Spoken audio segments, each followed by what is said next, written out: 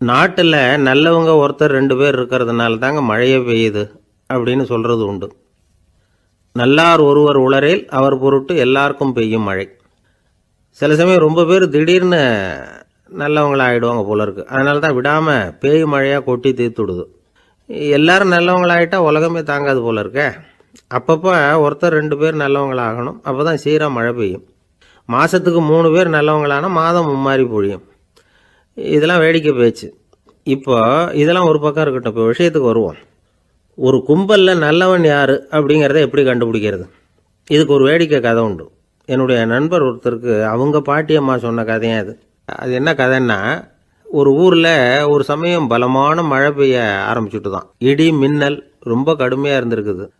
ஆரம்பித்த மழை வர வர கடுமையாக ஆகிட்டு இருக்குதே தவிர நிற்கிற பாடாக தெரியல. ஊர் ஜனங்கள்லாம் பார்த்தாங்க. இதுக்கு மேலேயும் வீட்டுக்குள்ளே இருந்தால் ஆபத்துங்கிறத புரிஞ்சுக்கிட்டாங்க. ஏன்னா வீடெல்லாம் இடிஞ்சி விழுந்துருமோங்கிற பயம். உடனே எல்லாரும் புறப்பட்டு ஊருக்கு பொதுவாக இருந்த ஒரு மண்டபத்தில் போய் தங்கிக்கிட்டாங்க. மின்னல் கடுமையாக இருந்தது. இடி எந்த நேரத்துலையும் விழலாம்ங்கிற நிலைமை. எப்போ விழலாம்னு பார்த்துக்கிட்டு இருக்குது. அந்த மண்டபத்தில் இருந்த ஜனங்கள் மனசுக்குள்ளே ஒரு பயம். நம்ம கூட்டத்தில் யாராவது ஒரு கெட்டவன் பாவம் பண்ணவன் இருந்தால் கூட இடி இந்த மண்டபத்தில் விழுந்துரும். அது எல்லாருக்கும் ஆபத்து அப்படின்னு நினச்சாங்க. சரி, இதுக்கு என்ன பண்ணலாம் அப்படின்னு யோசனை பண்ணாங்க. அந்த கூட்டத்தில் ஒரு பெரியவர் இருந்தார். அவர் ஒரு யோசனை சொன்னார். இதை பாருங்கள், அதுக்கு ஒரு வழி இருக்குது. அதோ எதிர்த்தாப்புல கொஞ்சம் தூரத்தில் ஒரு உயரமாக மரம் ஒன்று இருக்குது பாருங்கள். பொதுவாக இடி சுலபமாக விழறது அது மாதிரி உயரமான மரத்தில் தான். நம்ம கூட்டத்தில் இருக்கிறவங்க எல்லாரும் ஒவ்வொருத்தராக போய் அந்த மரத்தை தொட்டு விட்டு திரும்பி வந்துடணும். நம்மள பாவம் பண்ணவன் யாரோ அவன் அந்த மரத்தை தொடுற சமயத்தில் இடி விழுந்துடும். அவன் மட்டும் போயிடுவான். மண்டபத்தில் இருக்கிற நாமெல்லாம் பொழைச்சிக்கலாம் அப்படின்னு ஐடியா கொடுத்தார் அந்த பெரியவர். இது நல்ல யோசனையாக பட்டது. எல்லாரும் ஒத்துக்கிட்டாங்க. ஒவ்வொருத்தராக போய் அந்த மரத்தை தொட்டு விட்டு திரும்பி வந்தாங்க. இடி எதுவும் விழலை. இன்னமும் பாவம் பண்ண ஆசாமி அதை போய் தொடலை போல இருக்கு அப்படின்னு நினச்சிக்கிட்டாங்க. ஒவ்வொருத்தராக போகிறாங்க. எல்லாரும் போய் தொட்டு விட்டு வந்தாச்சு. இன்னும் ஒரே ஒரு ஆசாமி தான் பாக்கி. கடைசியாக இருந்த அந்த ஆள் பயந்துட்டான். இது வரைக்கும் இடி விழலைன்னா இப்போ என்ன அர்த்தம்? இப்போ நாம தான் பாக்கி, நாம தான் தப்பு பண்ண ஆள் போல இருக்குது அப்படின்னு நினச்சிட்டான். அதனால் துணிச்சலாக போய் தொடுறதுக்கு பயந்தான். தயங்கிக்கிட்டே இருந்தான். இருந்தாலும் மற்றவங்கள்லாம் சும்மா இருப்பாங்களா? கட்டாயப்படுத்தி கழுத்தை பிடிச்சி தள்ளாத குறையா அவனை தள்ளி விட்டாங்க. போய் தொட்டுட்டு வாடான்னு. அவன் நடுங்கிட்டே போய் அந்த மரத்தை தொட்டான். அதே வினாடி ஒரு பயங்கரமான மின்னல் இடி விழுந்துட்டுது. எங்கே விழுந்தது தெரியுமா? அந்த ஆள் மேலே இல்லை, மண்டபத்தில் விழுந்தது. மண்டபத்தில் இருந்தவங்க பூரா காலி. அந்த ஒரு ஆள் மட்டும் புழைச்சிக்கிட்டான். இந்த ஒரு ஆளை காப்பாற்றுறதுக்காக தான் இடி மண்டபத்தில் விழாமல் இருந்திருக்குது. இதுதான் கதை. அதனால் நல்லவங்க எப்படியும் தப்பிச்சுக்குவாங்க அப்படிங்கிறது ஒரு நீதி. ஒருத்தன் அப்படி தான் தெருவில் நடந்து போய்கிட்டு இருந்தான். ரொம்ப நல்லவன். எதிரில் ஒருத்தன் சைக்கிளில் வந்துக்கிட்டு இருந்தான். அதில் மோதி இவன் கீழே விழுந்துட்டான். சைக்கிள்காரன் உடனே இறங்கி இவனை தூக்கி விட்டான். இவன் எழுந்திரிச்சு அவனை முறைச்சி பார்த்தான். அப்படி பார்க்காதீங்க சார், நீங்கள் ரொம்ப புண்ணியம் பண்ணியிருக்கீங்க, அதுதான் இப்போ சைக்கிளில் மோதிக்கிட்டீங்க அப்படின்றான். என்ன அப்படி சொல்கிறேன் நான்? இவன் 10 நிமிஷத்துக்கு முன்னாடி நான் லாரி ஓட்டிகிட்டு வந்தேன், அப்போ நீங்கள் எதிரில் வந்திருந்தீங்கன்னா என்ன ஆயிருக்கும் அப்படின்னானா அவன்.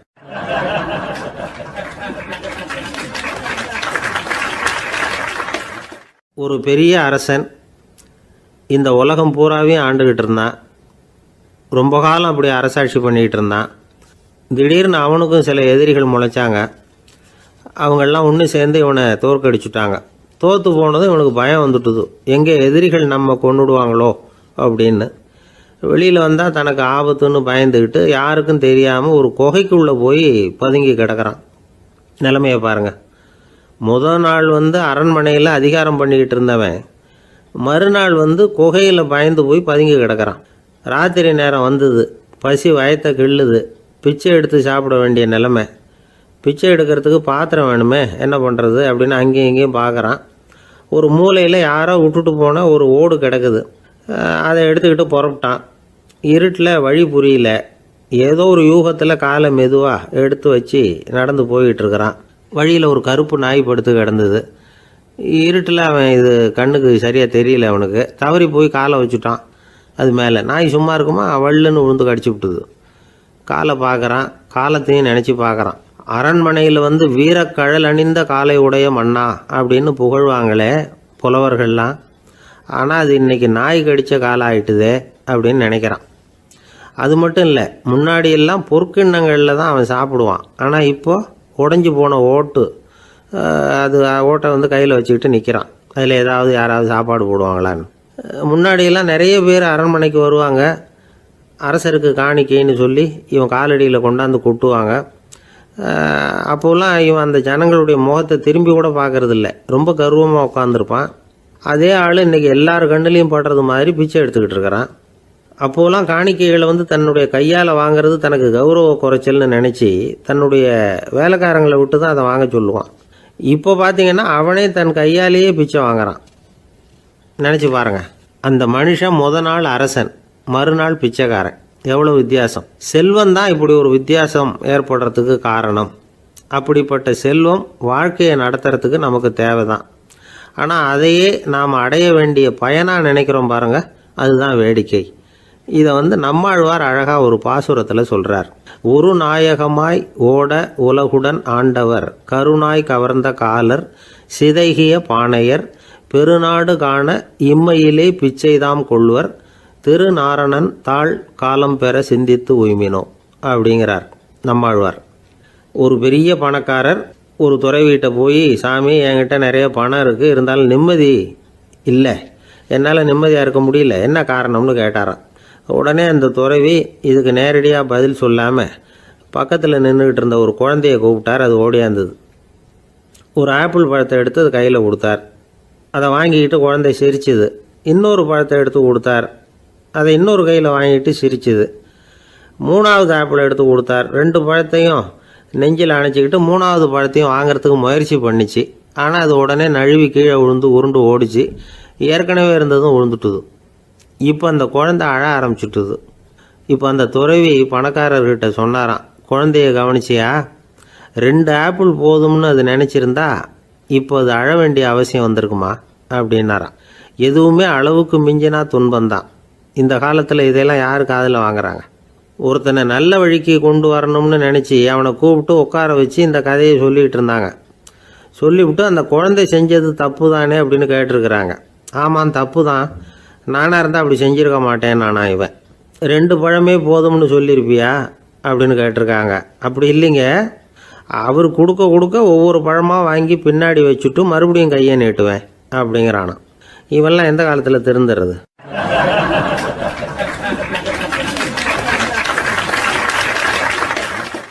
ஒரு பெரிய தத்துவ சிந்தனையாளர் இருந்தார், சுவாங் ட்சு அப்படின்னு பேர்.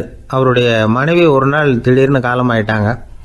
ஐயோ பாவம், அவர் ரொம்ப வருத்தப்படுவார், போய் ஆறுதலாக 4 வார்த்தை பேசிவிட்டு வரலாம் அப்படின்னு நினச்சிக்கிட்டு நிறைய பேர் அவரை தேடிட்டு வந்தாங்களாம். வந்தவங்களுக்கு ஆச்சரியம், ஏன்னா இவர் வருத்தப்பட்டுக்கிட்டு இருப்பார் அப்படின்னு தானே எதிர்பார்த்தாங்க. அப்படி இல்லை, தாளம் போட்டுக்கிட்டு உட்காந்துருக்கிறார். தாளத்துக்கு தகுந்த மாதிரி பாட்டு வேற பாடிக்கிட்டு இருக்கிறார். என்ன மனுஷன் இவர், கொஞ்சம் கூட கவலை இல்லாமல் இப்படி இருக்கிறாரு அப்படின்னு நினச்சாங்க. ஒருத்தர் துணிஞ்சு அவர்கிட்ட கேட்டுவிட்டார், என்னங்க இது இப்படி அப்படின்னு. அதுக்கு அவர் என்ன சொன்னார் தெரியுமா? இதை பாருங்க, என்னுடைய மனைவி பிறக்கிறதுக்கு முன்னாடி அவளுக்கு உயிரும் கிடையாது, உடலும் கிடையாது. அதுக்கு பிறகு தான் உயிர் வந்தது, உடல் வந்தது, அந்த உருவம் வந்தது. இப்போ என்ன ஆச்சு? அந்த உருவமும் உயிரும் போயிட்டுது, அவ்வளவுதானே. வந்தது போயிட்டுது. இளவேனில் காலம், இலையுதிர் காலம், பனிக்காலம், இப்படி பருவங்கள் வந்து மாறி மாறி வருது இல்லையா? அது மாதிரி பிறப்பும் இறப்பும் மாறி மாறி வருது. இது இயற்கை. இதுக்காக அழுதா அது எப்படி அப்படின்னாராம். ஞான தெளிவு அடைஞ்சவங்களுக்கு எல்லாமே சுகம்தான். திருவள்ளுவரும் அதை தான் சொல்கிறார், உறங்குவது போலும் சாக்காடு, உறங்கி விழிப்பது போலும் பிறப்பு. தூங்கிறதுக்கெல்லாம் நாம் வருத்தப்பட்டுக்கிட்ட இருக்கிறோமா? இன்றைக்கி தூங்க வேண்டியிருக்குதே, இன்னும் கொஞ்சம் நேரத்தில் நான் தூங்க வேண்டியிருக்கு அப்படின்னு சொல்லி யாராவது அழுதுகிட்டு இருப்பாங்களா? அதனால் இந்த உலக வாழ்க்கையினுடைய இயல்பை வந்து யதார்த்தத்தை நாம் தெளிவாக புரிஞ்சுக்கணும். அப்படி புரிஞ்சுக்கிட்டால் நாம் கவலை இல்லாமல் வாழ முடியும். ஒரு வயசான தாத்தா பாட்டி 60 வருஷத்துக்கு முன்னாடி அவங்களுக்கு கல்யாணம் ஆச்சு. ஒன்றாவே வாழ்ந்தாங்க, ஒன்றாவே இறந்து போனாங்க. இப்போ அவங்க 2 பேரும் சொர்க்கத்துக்கு போய் சேர்ந்தாங்க. அங்கே எல்லா வசதியும் இருந்தது. ஒரு பெரிய பங்களாவே இவங்களுக்கு ஒதுக்கி கொடுத்தாங்களாம். இதுக்கு எவ்வளவு வாடகைன்னு கேட்டார் தாத்தா. வாடகையெல்லாம் கிடையாது, இலவசம் அப்படின்னார் அங்கே இருந்தவர். அந்த வீட்டுக்கு பின்னாடி ஒரு பெரிய புல்வெளி இருந்தது. இதில் விளையாட ஏதாவது கட்டணம் உண்டான்னு கேட்டிருக்கார் தாத்தா. அதெல்லாம் ஒன்றும் கிடையாது, பணம்லாம் கட்ட வேண்டியதில்லை அப்படின்னார் அவர்.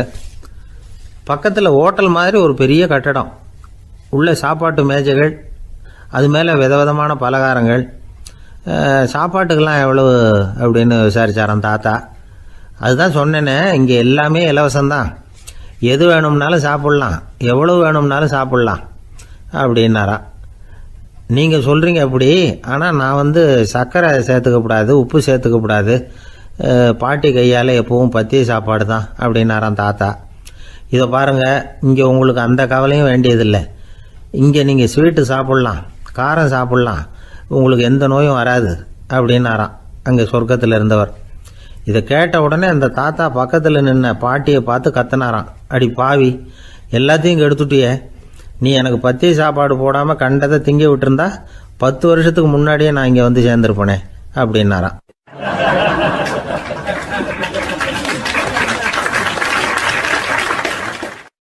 ஒரு நாள் ஒரு 10-15 பள்ளிக்கூடத்து பிள்ளைங்க தேடிட்டு வந்தாங்க. உங்களை பார்த்துட்டு தான் போகணும், அதுக்காக தான் வந்திருக்கோம்னாங்க. என்ன விஷயம்னு கேட்டோம். நாங்கள்லாம் கூடி ஒரு முடிவு பண்ணியிருக்கிறோம், அதை உங்ககிட்ட சொல்லணும் அப்படின்னாங்க. அதுவும் ஒரு வாண்டு பையன் அதை சொன்னான். என்ன முடிவு அது அப்படின்னு கேட்டோம் ரொம்ப ஆர்வமாக.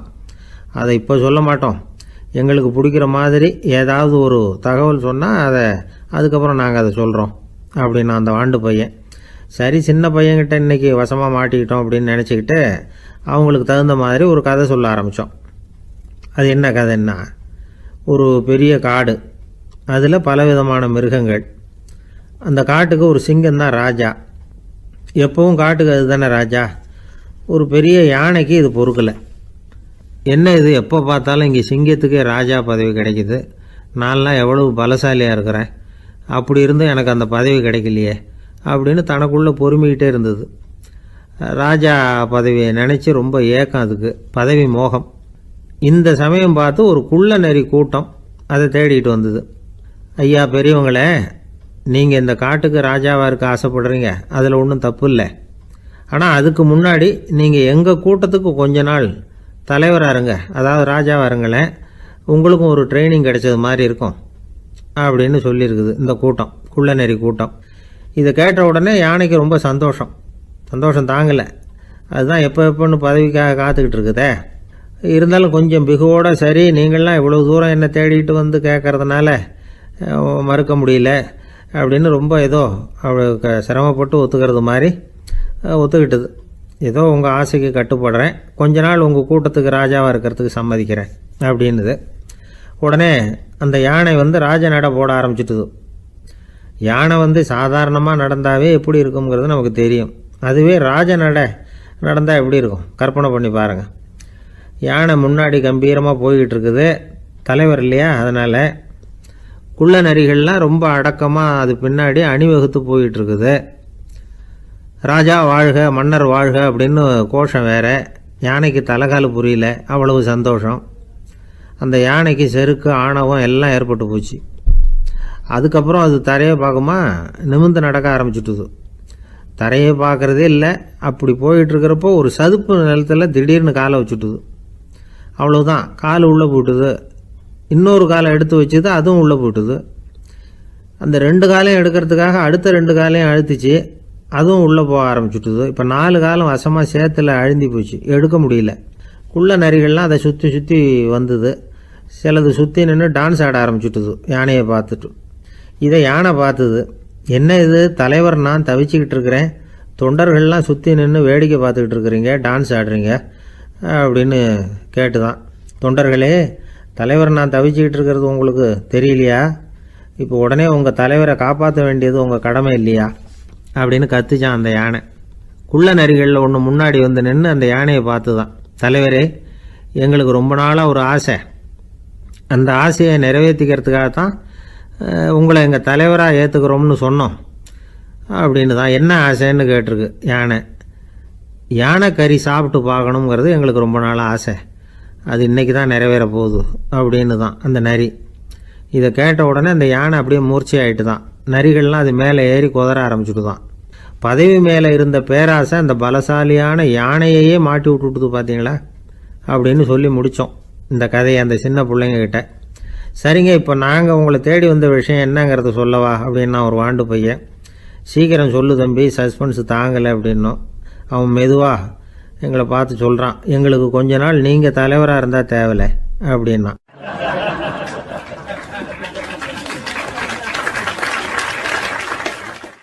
ஒரு காட்டில் ஒரு முனிவர் இருந்தார். ஒரு நாள் அவரை தேடிட்டு 4 பேர் வந்தாங்க. சுவாமி, எங்களுக்கு ரொம்ப நாளாக ஒரு சந்தேகம்னாங்க. என்னன்னு கேட்டார். இந்த உலகத்தில் எவ்வளவோ காரியங்கள் நடக்குது, எது நியாயம் எது அநியாயம் அப்படின்னு புரிஞ்சிக்க முடியலன்னாங்க. அது யாராலையும் புரிஞ்சிக்க முடியாதுன்னார் முனிவர். வந்தவங்களுக்கு ஆச்சரியமாக போச்சு, ஒரு மாதிரியாக பார்த்தாங்க.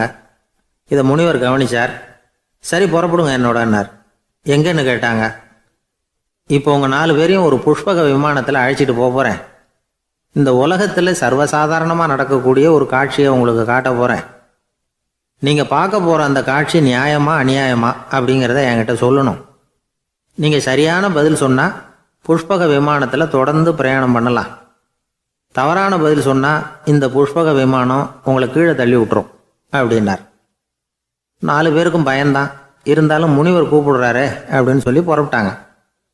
அவங்க எல்லாரும் புறப்பட்டு ஒரு காட்டு வழியாக போய்கிட்டு இருக்கிறாங்க புஷ்பக விமானத்தில்.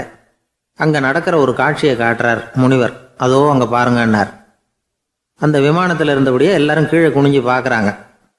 அங்கே ஒரு தாய் புலி அப்போ தான் குட்டி போட்டிருக்கு. குட்டிகளை ஈன்ற உடனே பசிக்கு இறை தேடி அந்த பக்கமாக வருது. அதே நேரம் ஒரு தாய் மான், அதுவும் அப்போ தான் குட்டி போட்டிருக்கு. அதுவும் இதே மாதிரி குட்டிகளை ஈன்ற உடனே பசிக்கு இறை தேடி அந்த பக்கமாக வருது. இப்போ அந்த புலி அந்த மானை அடித்து போட்டுவிடுது. அதுவும் சாப்பிடுது, குட்டிகளுக்கும் கொடுக்குது. இப்போ அந்த புலிக்குட்டிகள் முகத்தில் மகிழ்ச்சி, தாயை இழந்த அந்த மான் குட்டிகள் முகத்தில் துக்கம். இப்போ அந்த முனிவர் 4 பேர்கிட்டையும் கேட்குறார், நீங்கள் இங்கே பார்த்தீங்களே, இதில் எது நியாயம் எது அநியாயம்? ஒவ்வொருத்தராக சொல்லுங்கள். உங்கள் பதில் சரியில்லைன்னா இந்த விமானம் உங்களை கீழே தள்ளி விட்டுரும். சொல்லுங்கள் பார்க்கலாம்னார். முதல்ல ஒருத்தன் சொன்னான், அந்த புலி செஞ்சது சரிதாங்க. அது பசிக்கு அதுதான் ஆகாரம். தன்னுடைய பசிக்கு தானே இறை தேடிக்கிட்டுது. அதில் என்ன தப்பு? அவ்வளவுதான். அதனால் புலி செஞ்சது நியாயம்தான் அப்படின்னா. அவ்வளவுதான், அந்த விமானம் அவனை அப்படியே கீழே தள்ளி விட்டுட்டுது. அதனால் அவன் கொடுத்த பதில் சரியில்லை அப்படிங்கிறது புரிஞ்சு போச்சு. இப்போ 2வது ஆள் சொன்னான், புலி செஞ்சது பாவம், அந்த தாய்மான் என்ன தப்பு பண்ணிச்சு? இப்போ அந்த குட்டிகளுக்கு யார் ஆதரவு? அதனால் புலி செஞ்சது அநியாயம் அப்படின்னா. அவ்வளவுதான், அவனையும் கீழே தள்ளி விட்டுட்டுது அந்த விமானம். இந்த பதிலும் சரியில்லை அப்படின்னு ஆயிட்டுது. இப்போ 3வது ஆள் வந்தான். முதல்ல 2 பேர் கீழே விழுந்ததை பார்த்துக்கிட்டு இருந்தான். அதனால் அவன் சொன்னான், ரெண்டுமே நியாயந்தாங்க. புலி இறை தேடினதும் இயற்கை, அதுக்கு மான் இறையானதும் இயற்கை. அதனால் இதில் ஒன்றும் தப்பு இல்லைன்னா. அவ்வளவுதான், அவனையும் அந்த விமானம் கீழே பிடிச்சி தள்ளி விட்டுது. இப்போ 4வது ஆள் வந்தான். முனிவர் கேட்டார், நீயாவது சொல்லுப்பா, இந்த செயலில் எது நியாயம்னார். அவன் தெளிவாக பதில் சொன்னான். அதாவது என்ன சொன்னான்னா, எனக்கு தெரியல அப்படின்னா. அவனை விமானம் கீழே தள்ளலை, சௌரியமாக அழைச்சிட்டு போட்டுது. இவனும் பிரயாணம் சௌக்கியமாக பண்ணானான். ஆக இதுதான் சரியான பதிலுங்கிறத முனிவர் உணர்த்தினார்.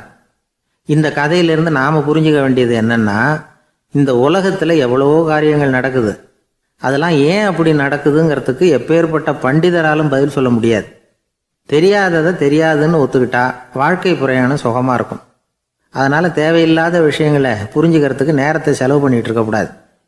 வாழ்க்கையை குழப்பிக்கக்கூடாது. வாழ்க்கைக்கு தேவையானது என்னவோ அதை மட்டும் புரிஞ்சுக்கிட்டா போதும். இந்த காலத்து ஆள் ஒருத்தன் ஒரு பெரியவரை தேடி வந்தான். ஐயா, ஒரு சந்தேகம்னா. என்ன உன்னுடைய சந்தேகம்னார். பகுத்தறிவுன்னா என்ன, விதின்னா என்ன அப்படின்னு கேட்டான்.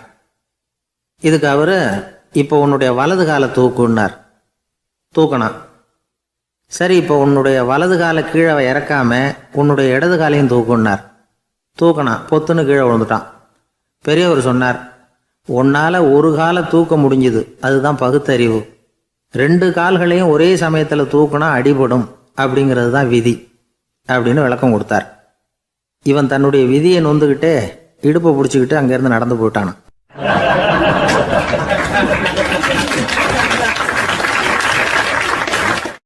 ஒரு ஊரில் ஒரு கோயில் இருந்தது. ரொம்ப பழைய கோயில். உள்ளே போகிறதுக்கே பயமாக இருக்கும். எந்த நேரத்தில் இடிஞ்சு விழுந்துருமோ அப்படிங்கிற பயம். அப்படி இருந்ததுனால யாரும் துணிஞ்சு சாமி கும்பிடுறதுக்கு அங்கே போகிறதில்ல. கோயிலுக்கு வர்ற கூட்டம் கொஞ்சம் கொஞ்சமாக குறைய ஆரம்பிச்சுட்டுது. கோயில் நிர்வாகிகள் எல்லாரும் கூடி உட்காந்து பேசினாங்க. என்ன பண்ணலாம்னு யோசனை பண்ணாங்க. எந்த இடம் மோசமாக இருக்கோ அந்த இடத்த பழுது பார்த்தாங்க. அங்கே எங்கே வர்ணத்தை பூசி கொஞ்சம் அழகுபடுத்தி பார்த்தாங்க. ஏதோ இந்த ஊரில் கோயில்னு ஒன்று இருக்குது, அது மக்களுக்கு தெரியணும் அப்படிங்கிறதுக்காகத்தான் இப்படிலாம் பண்ணாங்க.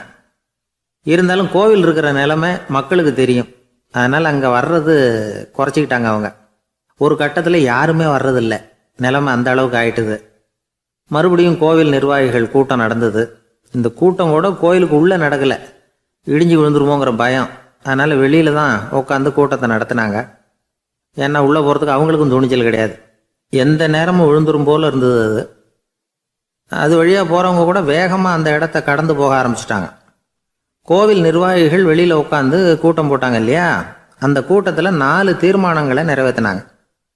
அது என்ன 4 தீர்மானம்னா, முதல் தீர்மானம், இந்த கோவிலை இடிப்பது அப்படிங்கிற முடிவை இந்த கமிட்டி மிகவும் வருத்தத்துடன் ஏற்றுக்கொள்ளுகிறது அப்படின்னு நிறைவேற்றினாங்க. இதுக்கு பதிலாக இன்னொரு கோவிலை உடனடியாக கட்டி முடிச்சுடணுங்கிறது 2வது தீர்மானம். 3வது தீர்மானம் என்ன தெரியுமா? பழைய கோவிலின் கதவுகள், அதிலிருந்து பிரித்து எடுக்கிற செங்கல், இதையே புது கோவில் கட்டுவதற்கு பயன்படுத்தி கொள்ள வேண்டியது. பழைய கோவில் இருந்த மாதிரியே அதே வடிவத்தில் புது கோவிலையும் கட்ட வேண்டியது. பழைய கோவிலின் அஸ்திவாரத்தை அப்படியே வச்சுக்கிட்டு அதுக்கு மேலே நாம் கோவிலை கட்டிக்க வேண்டியது. இதுதான் 3வது தீர்மானம். இதையும் கமிட்டி முழு மனசோடு ஏற்றுக்கிட்டது. இது வரைக்கும் சரி. இப்போ அந்த கமிட்டி 4வதாக ஒரு முக்கியமான தீர்மானத்தை கொண்டுகிட்டு வந்து அதையும் ஏகமனதாக நிறைவேற்றி விட்டது. அது என்ன தீர்மானம்னா, புதிய கோவில் கட்டி முடிக்கிற வரைக்கும் பழைய கோவிலை இடிக்கிறதில்லை அப்படிங்கிற தீர்மானம். எப்படி இருக்குது பாருங்க இது. பழசை இடிக்காத வரையில் அதே இடத்துல புதுசாக எப்படி கட்ட முடியும்? பல விஷயங்களில் நாம் நடந்துக்கிற முறையும் இப்படி தான் இருக்குதான். வாழ்க்கையில் முன்னேறணும்னு ஆசைப்படுவோம். அதே நேரத்தில் அந்த முன்னேற்றத்துக்கு எது தடையாக இருக்கோ அதை விட்டு விடுறதுக்கும் மனசு வராது. வெளிநாட்டில் ஒரு பெரிய விருந்து நடந்துக்கிட்டு இருந்துதான். எல்லாரும் மது கோப்பையும் கையுமா அலைஞ்சிக்கிட்டு இருக்கிறாங்க. ஒருத்தர் மட்டும் கையில் எதுவும் இல்லாமல் ரொம்ப நல்ல பிள்ளையா சாதுவா ஒரு ஓரமாக தனியாக உட்காந்துருக்கிறார். அவர்கிட்ட நெருங்கி வாங்க மது சாப்பிட்லாம் அப்படின்னு கூப்பிட்டாங்களாம். என்னை வற்புறுத்தாதீங்க, நான் என் மனசுக்குள்ளே உறுதியாக தீர்மானம் பண்ணிவிட்டேன் அப்படின்னாராம். என்ன தீர்மானம் பண்ணியிருக்கீங்க அப்படின்னு கேட்டிருக்காங்க. ஏற்கனவே முழு போதையில் இருக்கும் பொழுது மறுபடியும் மது கோப்பையை தொடரதில்லை அப்படின்னு தீர்மானம் பண்ணியிருக்கேன் அப்படின்னாராம்.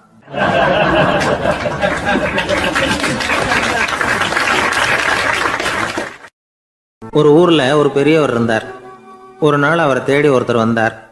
ஐயா, நான் கடவுளை பரிபூர்ணமாக நம்புகிறேன் அப்படின்னார். சரி, அந்த நம்பிக்கை உனக்கு எப்படி வந்ததுன்னு கேட்டார் இவர். அவர் சொல்ல ஆரம்பித்தார். ஐயா, எனக்கு கல்யாணம் ஆகி 10 வருஷம் ஆச்சு. ஆனாலும் குழந்தை பாக்கியம் இல்லை. அதுக்கு என்ன காரணமாக இருக்கும்னு நான் யோசனை பண்ணிகிட்டு இருந்தப்போ நண்பர் ஒருத்தர் ஒரு ஆலோசனை சொன்னார். உனக்கு மதப்பற்று இல்லை, எந்த கடவுளையுமே நம்ப மாட்டேங்கிற, அதுதான் காரணம். கடவுளை நம்பு, உனக்கு குழந்தை பாக்கியம் கிடைக்கும் அப்படின்னார். அவர் அப்படி சொன்னாரே தவிர எனக்கு சந்தேகம்தான். இருந்தாலும் அவர் சொன்னபடியும் நடந்து தான் பார்ப்போமே அப்படின்னு முடிவு பண்ணேன். கடவுளை நம்ப ஆரம்பித்தேன். அந்த வருஷமே அழகான ஆண் குழந்தை பிறந்தது. எல்லாம் இறைவன் அருள் அப்படின்னார். இவர் இப்படி சொன்னதை கேட்டதும் அந்த பெரியவர் சொன்னார், நீ சொல்கிறதெல்லாம் சரிதான். இருந்தாலும் இந்த காலத்தில் எந்த ஒரு காரியமாக இருந்தாலும் அதை சோதனை செஞ்சு பார்த்துட்டு தான் ஒரு முடிவுக்கு வந்து சேர முடியும். அறிவுபூர்வமான முடிவு அதுவாக தான் இருக்கும். அறிவியல் சோதனைகள் அப்படித்தான். ஒரு குறிப்பிட்ட விஷயத்தை பற்றி எத்தனை தடவை சோதனை பண்ணாலும் ஒரே முடிவு தான் கிடைக்கணும். அதுதான் சரியாக இருக்கும். அதனால் இப்போ மறுபடியும் ஒரு சோதனைன்னார்.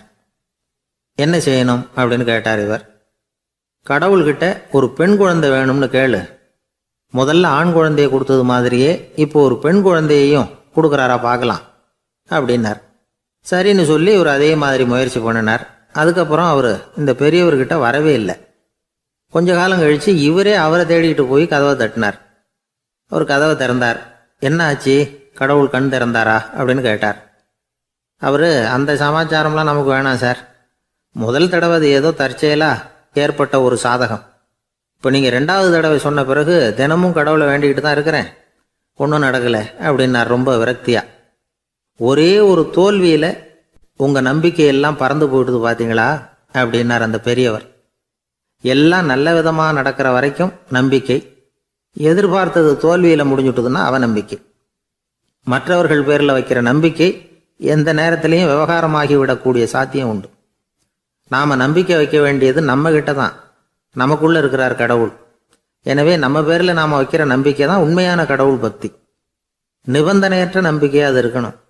எல்லாம் நல்லபடியாக நடந்துக்கிட்டு இருந்தால் எந்த முட்டாளுக்கும் நம்பிக்கை வரத்தான் செய்யும் அப்படிங்கிறது ஒரு பெரிய ஒரு கருத்து. தியானத்தின் மூலமாக தான் உனக்குள்ள ஆழமாக தோண்டுனா உன்னுடைய அடி ஆழத்தில் நம்பிக்கை அப்படி ஊற்றெடுக்கும், அதை பார்க்க முடியும் அப்படிங்கிறது பெரியவர்கள் சிந்தனை. ஒரு குழந்தை அப்பாவை பார்த்து என்னப்பா பண்ணுறேன்னு கேட்டுதான். பிரார்த்தனை பண்ணிட்டு இருக்கிறேன்னாரான் அப்பா. பிரார்த்தனை பண்ணுனா என்ன கிடைக்கும் அப்படின்னு கேட்டுதான் குழந்தை. எல்லாம் கிடைக்கும் அப்படின்னாரான் அப்பா. நீ வச்சிருக்கிறிய பேனா அது கூட கிடைக்குமான்னு கேட்டுதான் குழந்தை. கிடைக்குமேன்னு இருக்கார். அப்படின்னா அந்த பேனாவை என்கிட்ட கொடுத்துரு, நீ பிரார்த்தனை பண்ணி வேற பேனா வாங்கிக்கோ அப்படின்னு தான் அந்த குழந்தை.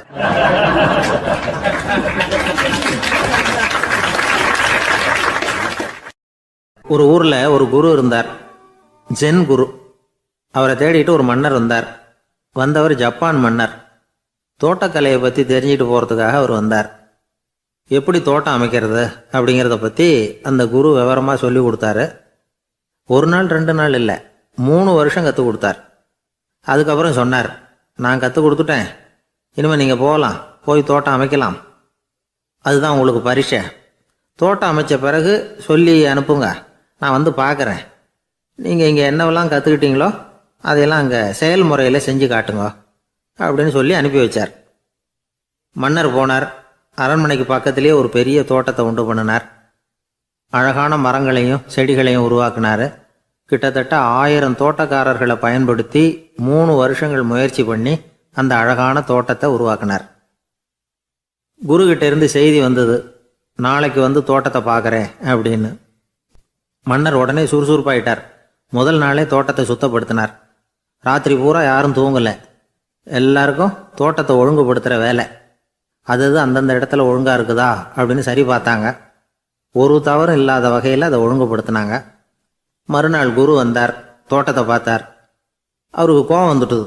மன்னருக்கு ஆச்சரியம், எப்பவும் சிரிச்சுக்கிட்டே இருக்கிறவர் இப்போ எப்படி இருக்கிறாரே அப்படின்னு. மெதுவாக குருக்கிட்ட போய் எல்லாம் சரியாக தானே இருக்குது அப்படின்னார். எல்லாம் சரிதான், ஆனாலும் எங்கே அந்த பொன்னிற காற்று அப்படின்னார். உதிர்ந்த இலைகள், பொன் மஞ்சள் நிற இலைகள் காற்றில் அப்படி புரண்டு ஓடுவதை நான் பார்க்க முடியவில்லையே அப்படின்னாராம். அது இல்லாமல் இந்த தோட்டம் உயிரோட்டம் உள்ளதாக இருக்காது, இதில் பாடல் இல்லை, ஆடல் இல்லை, அதெல்லாம் இல்லாமல் இந்த தோட்டம் ரொம்பவும் செயற்கையாக தெரியுதேன்னாராம். மன்னர் இப்போ தான் யோசனை பண்ணார். கீழே கிடந்த காஞ்சி போன இலைகள் மட்டும் இல்லை, மரத்தில் இருந்த காஞ்சி போன இலைகளையும் அப்புறப்படுத்தி சுத்தமாக வச்சிருக்கிறார். இறப்பும் வாழ்க்கையினுடைய ஒரு பகுதி தான். மரணம்ங்கிறது வாழ்க்கைக்கு எதிரானது அல்ல, அதை நிரப்பும் ஒரு பகுதி தான் அது. மரணம் இல்லையில் வாழ்க்கையே இல்லை அப்படிங்கிறது பெரியவங்க கருத்து. இப்போ அந்த தோட்டம் அழகாக தான் இருக்குது, இருந்தாலும் அது ஒரு ஓவியம் மாதிரி உயிர் இல்லாமல் இருக்கு. குரு ஒரு வாளியை கையில் எடுத்துக்கிட்டார். தோட்டத்தை விட்டு வெளியில் போனார். ஏற்கனவே வீசி எறிந்த அந்த சருகுகளை எல்லாம் அள்ளி கொண்டுகிட்டு வந்தார். உள்ள எல்லா இடங்கள்லையும் அதை வீசினார். உடனே காற்று அந்த காய்ந்த சருகுகளையும் பழுத்த இலைகளையும் அசைக்க ஆரம்பிச்சுட்டுது. இப்போ அங்கே சலசல சத்தம், சங்கீதம், இலைகளின் நடனம். ஓவியம் மாதிரி இருந்த அந்த தோட்டத்துக்கு இப்போ உயிர் வந்துட்டுது. இதுதான் அந்த பொன்னான காற்று அப்படின்னாராம் குரு. மன்னருக்கு புரிஞ்சுது. மிகப்பெரிய ஜென் கேள்வி ஒன்று உண்டு. உம்மான் அப்படிங்கிற ஒரு பெரிய குருவை பார்த்து துறவி ஒருத்தர் கேட்டாராம், இலைகள் எல்லாம் கீழே விழுந்து மரங்கள் மொட்டையாக இருக்கும் பொழுது என்ன நடக்கும்? இதுதான் கேள்வி. இதுக்கு உம்மான் சொன்ன பதில் பொன்னான காற்று, தி கோல்டன் விண்ட் அப்படின்னாராம். இதுக்கு என்ன விளக்கம்னா, உன்னுடைய எண்ணங்கள் எல்லாம் உன்னுடைய மனசிலிருந்து கீழே விழுந்து உனது உள்ளுணர்வானது மொட்டையாக நிற்கும் நிலைதான் அது. உனது வேர்களின் அருகில் காற்று வீசுகிறது. எல்லா எண்ணங்களும் உன்னிலிருந்து வெகு தூரத்துக்கு புரண்டு கொண்டே சென்று விடுகிறது. நீ அவற்றை கடந்து விட்டால் நீ அவைகளுக்கெல்லாம் மேலெழுந்து கீழே பார்ப்பவனைப் போல நிற்க ஆரம்பித்து விடுவாய். அதுதான் தியானம் என்பது அப்படின்னு சொல்றாங்க. தியானம்ங்கிறது எண்ணத்துக்கு எதிரானதில்லை. தியானம்ங்கிறது எண்ணங்களை கடந்து செல்வது தான். அதுக்கப்புறம் நாம் பொன்னிற காற்றில் ஆட ஆரம்பிச்சிருவோம். இதுதான் பெரியவர்கள் சொல்றது. என்கிட்ட ஒருத்தர் வந்து தோட்டம் அமைக்கணும்னு யோசனை கேட்டு வந்தார். எல்லாம் சொல்லி கொடுத்தேன். செடிகள்லாம் செழிப்பாக வளரணும்னா வேர் காயாமல் பார்த்துக்குங்கோ, தினமும் தண்ணி விடுங்கோ அப்படின்னு சொல்லி அனுப்பி வச்சேன். 1 மாதம் கழித்து அவர் தோட்டத்தை பார்க்கறதுக்காக போனேன். போய் பார்த்தா எல்லா செடியும் வாடி கிடக்குது. என்னங்க இப்படி பண்ணிவிட்டீங்கன்னு. நீங்கள் சொன்னபடி தான் செஞ்சேன்னார். என்ன செஞ்சீங்கன்னு கேட்டேன். வேர் காயாமல் பார்த்துக்க சொன்னீங்க, தினமும் ஒரு தடவை எல்லா செடியையும் ஒவ்வொன்றா பிடுங்கி பார்த்து வேர் காயாமல் இருக்கா அப்படின்னு பார்த்துட்டு அதுக்கப்புறம் தண்ணி பாய்ச்சினேன், அவ்வளவுதான் அப்படின்னார்.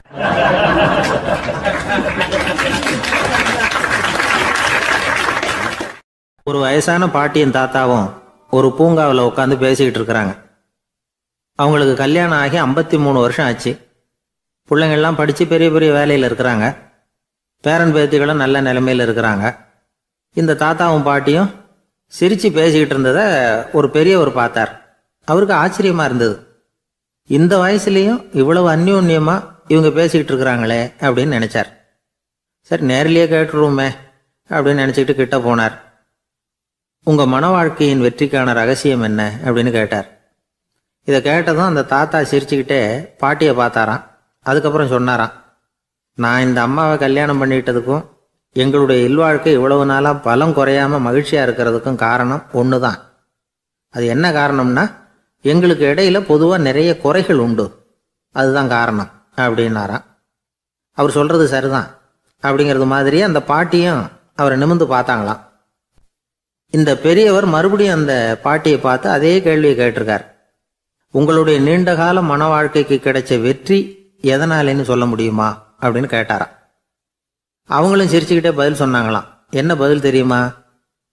சில பேரை நாம் குறிப்பிட்ட பண்புகளுக்காக நேசிக்கிறோம், வேற சிலரை நாம் அந்த பண்புகள் இல்லாத குறைகளுக்காகவே விரும்பி பழகிறோம் இல்லையா அப்படின்னு கேட்டுவிட்டு தலையை குனிஞ்சுக்கிட்டாங்களாம் அந்த பாட்டியம்மா. அவங்க அப்படி சொன்னதை கேட்டதும் இவருக்கு புதுசாக ஞானம் பிறந்தது மாதிரி இருந்துதான். இதுதான் மனம் நிறைந்த மன வாழ்க்கை அப்படிங்கிறார் சுவாமி சின்மயானந்தர். பண்புகளை எப்படி நேசிக்க முடியுதோ அதே மாதிரி பண்புகள் இல்லாத குறைகளையும் நேசிக்க முடியும். மனசு தான் காரணம். ஒரு மேல்நாட்டு தம்பதி, அவங்களும் தாத்தா பாட்டி தான். அவங்க 2 பேரும் ஒரு பூங்காவில் உட்காந்து சிரித்து பேசிக்கிட்டு இருக்கிறாங்க. அதை ஒருத்தர் பார்த்தார். அவருக்கு ஆச்சரியம். இவ்வளவு காலம் ஆகி இந்த வயசுலேயும் இப்படி அன்பாக பேசிக்கிட்டு இருக்கிறாங்களே அப்படிங்கிற ஆச்சரியம். கிட்ட நெருங்கி போனார். கேட்டார், ஏன் தாத்தா உங்களுக்கு கல்யாணம் ஆகி எவ்வளோ வருஷம் ஆச்சுன்னார். 55 வருஷம் ஆச்சுன்னாராம் அவர். இன்னமும் இவ்வளவு சந்தோஷமாக இருக்கிறீங்களே, அதுக்கு என்ன காரணம்னு கேட்டிருக்கார். அதுக்கு என்ன காரணம்னா, இது வரைக்கும் எங்களுக்குள்ள சண்டையே வந்ததில்லை அப்படின்னாராம். அது எப்படி முடியும்னு கேட்டிருக்கார் இவர் ஆச்சரியமா. அந்த தாத்தா சொல்ல ஆரம்பிச்சாராம், இதை பாருப்பா, எங்களுக்கு கல்யாணம் ஆன புதுசில் நானும் என்னுடைய மனைவியும் ஒரு குதிரை மேலே ஏறி ஒரு காட்டு வழியாக போய்கிட்டு இருந்தோம். கொஞ்சம் தூரம் போனதும் அந்த குதிரை எடக்கு பண்ணிச்சு. நான் உடனே கீழே இறங்கி அந்த குதிரையை பார்த்து, இது உனக்கு முதல் தடவை அப்படின்னு மிரட்டலாக சொல்லிவிட்டு ஏறி உட்காந்தேன். மறுபடியும் போனோம். கொஞ்சம் தூரம் குதிரை நல்லபடியாக நடந்து போச்சு. மறுபடியும் எடக்கு பண்ண ஆரம்பிச்சுட்டுது. நான் கீழே இறங்கினேன். கையில் இருந்த சாட்டையால் ஓங்கி ஒரு அடி கொடுத்தேன். இது உனக்கு 2வது தடவை அப்படின்னு சொல்லிவிட்டு ஏறி உட்காந்தேன். மறுபடியும் குதிரை கொஞ்சம் தூரம் நல்ல விதமாக நடந்து போச்சு. அப்புறமும் எடக்கு பண்ண ஆரம்பிச்சுட்டுது. அந்த சமயத்தில் ஒரு ஆற்று பாலத்தை கடந்து போய்கிட்டு இருக்கிறோம். நான் கீழே இறங்கினேன். என்னுடைய மனைவியையும் கீழே இறங்க சொன்னேன். அந்த குதிரையை பிடிச்சி அப்படியே ஆற்றுல தள்ளி விட்டுட்டேன். தள்ளி விட்டுட்டு, இது உனக்கு கடைசி தடவை அப்படின்னு சொன்னேன். அதை பார்த்ததும் என் மனைவி பதறி போயிட்டாங்க. போய், ஐயோ பாவம், என்ன இப்படி பண்ணிவிட்டீங்க, உங்களுக்கு மனசில் கொஞ்சம் கூட இறக்கமே இல்லையா அப்படின்னாங்க. நான் மெதுவாக இவங்க பக்கம் திரும்பி, இது உனக்கு முதல் தடவை அப்படின்னேன். அவ்வளவுதான், அன்னையிலேருந்து இன்னைய வரைக்கும் ஒரு நாள் கூட எங்களுக்குள்ள சண்டையே வந்ததில்லை அப்படின்னு விளக்கம் கொடுத்தார் அந்த தாத்தா.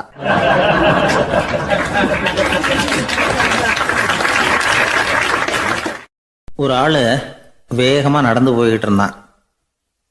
அவன் வேகமாக நடக்கிறதுக்கு காரணம் வெயில் காலம், காலில் செருப்பு இல்லை, மணல் பாதை, அதுதான் வேகம்.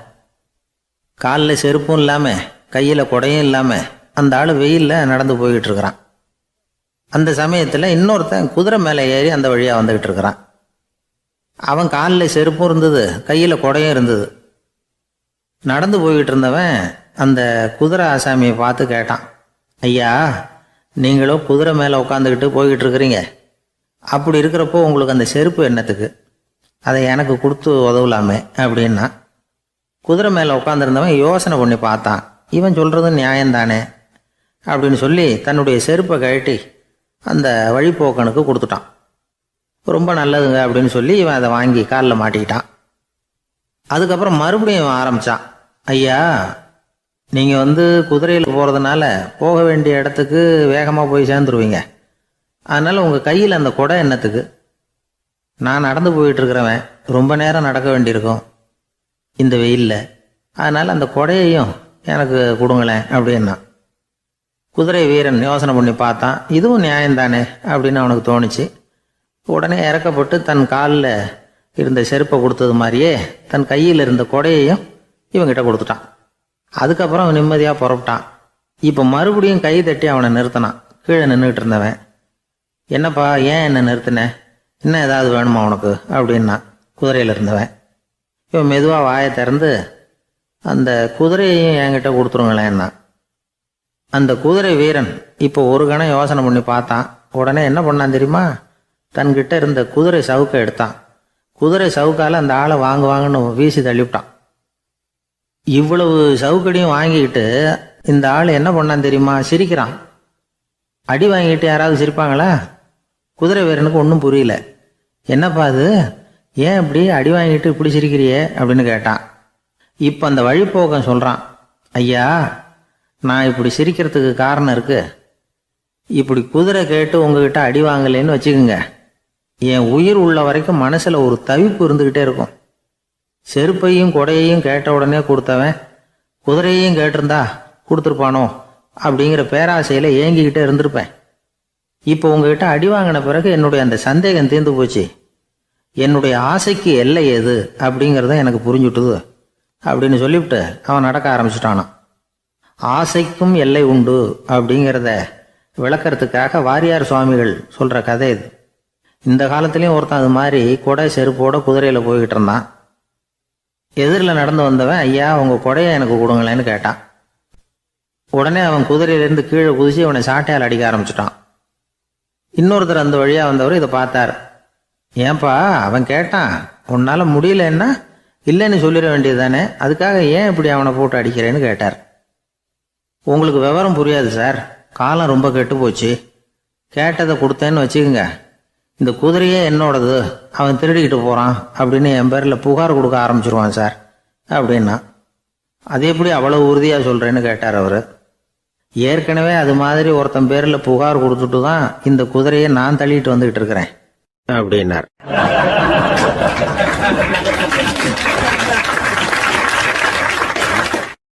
கடற்கரை ஓரமா ஒரு பெரியவர் கையால மணலை கீறிக்கிட்டே உட்காந்துருக்கிறார். என்னத்தையும் தேடிட்டு இருக்கிறது மாதிரி தெரிஞ்சது. மெதுவா கிட்டத்துல போய் என்னத்தை தேடிட்டு இருக்கிறீங்க அப்படின்னு கேட்டோம். அவரு சாவகாசமா நிமிந்து பார்த்து நிம்மதியை தேடிட்டு இருக்கிறேன்னார். நாங்க ஒரு மாதிரி ஆயிட்டோம். இருந்தாலும் சமாளிச்சுக்கிட்டு, சார் மணல்ல கிழிஞ்சல் தான் கிடைக்கும், நிம்மதி கிடைக்காது அப்படின்னோம். சரி, இன்னைக்கு வசமா நம்ம கிட்ட ஒரு ஆள் மாட்டிக்கிட்டார் அப்படின்னு நினைச்சு அவர் பக்கமா போய் உட்காந்துக்கிட்டு கதை சொல்ல ஆரம்பிச்சிட்டோம். ஒரு பெரிய மன்னர் இருந்தார். அவருக்கு எல்லா வசதியும் இருந்தது. இருந்தாலும் ஒரே ஒரு குறை. அது என்னன்னா நிம்மதி இல்லைங்கிற குறை. அரண்மனையில தினமும் கலை நிகழ்ச்சி, நாட்டியம் எல்லாம் நடந்துகிட்டு தான் இருந்தது. இருந்தாலும் நிம்மதி இல்லை. சரி, நிம்மதி எங்க கிடைக்கும் அப்படின்னு தேட ஆரம்பிச்சார். உடனே அதுக்கான முயற்சிகள்ல தீவிரமா இறங்கினார். நாட்டில் உள்ள தத்துவ மேதைகளை எல்லாம் கூப்பிட்டுட்டு வர சொன்னார். எல்லாரும் சேர்ந்தாங்க. அவங்கள பார்த்து நிம்மதி எங்க இருக்குது அப்படின்னு விசாரிச்சார்.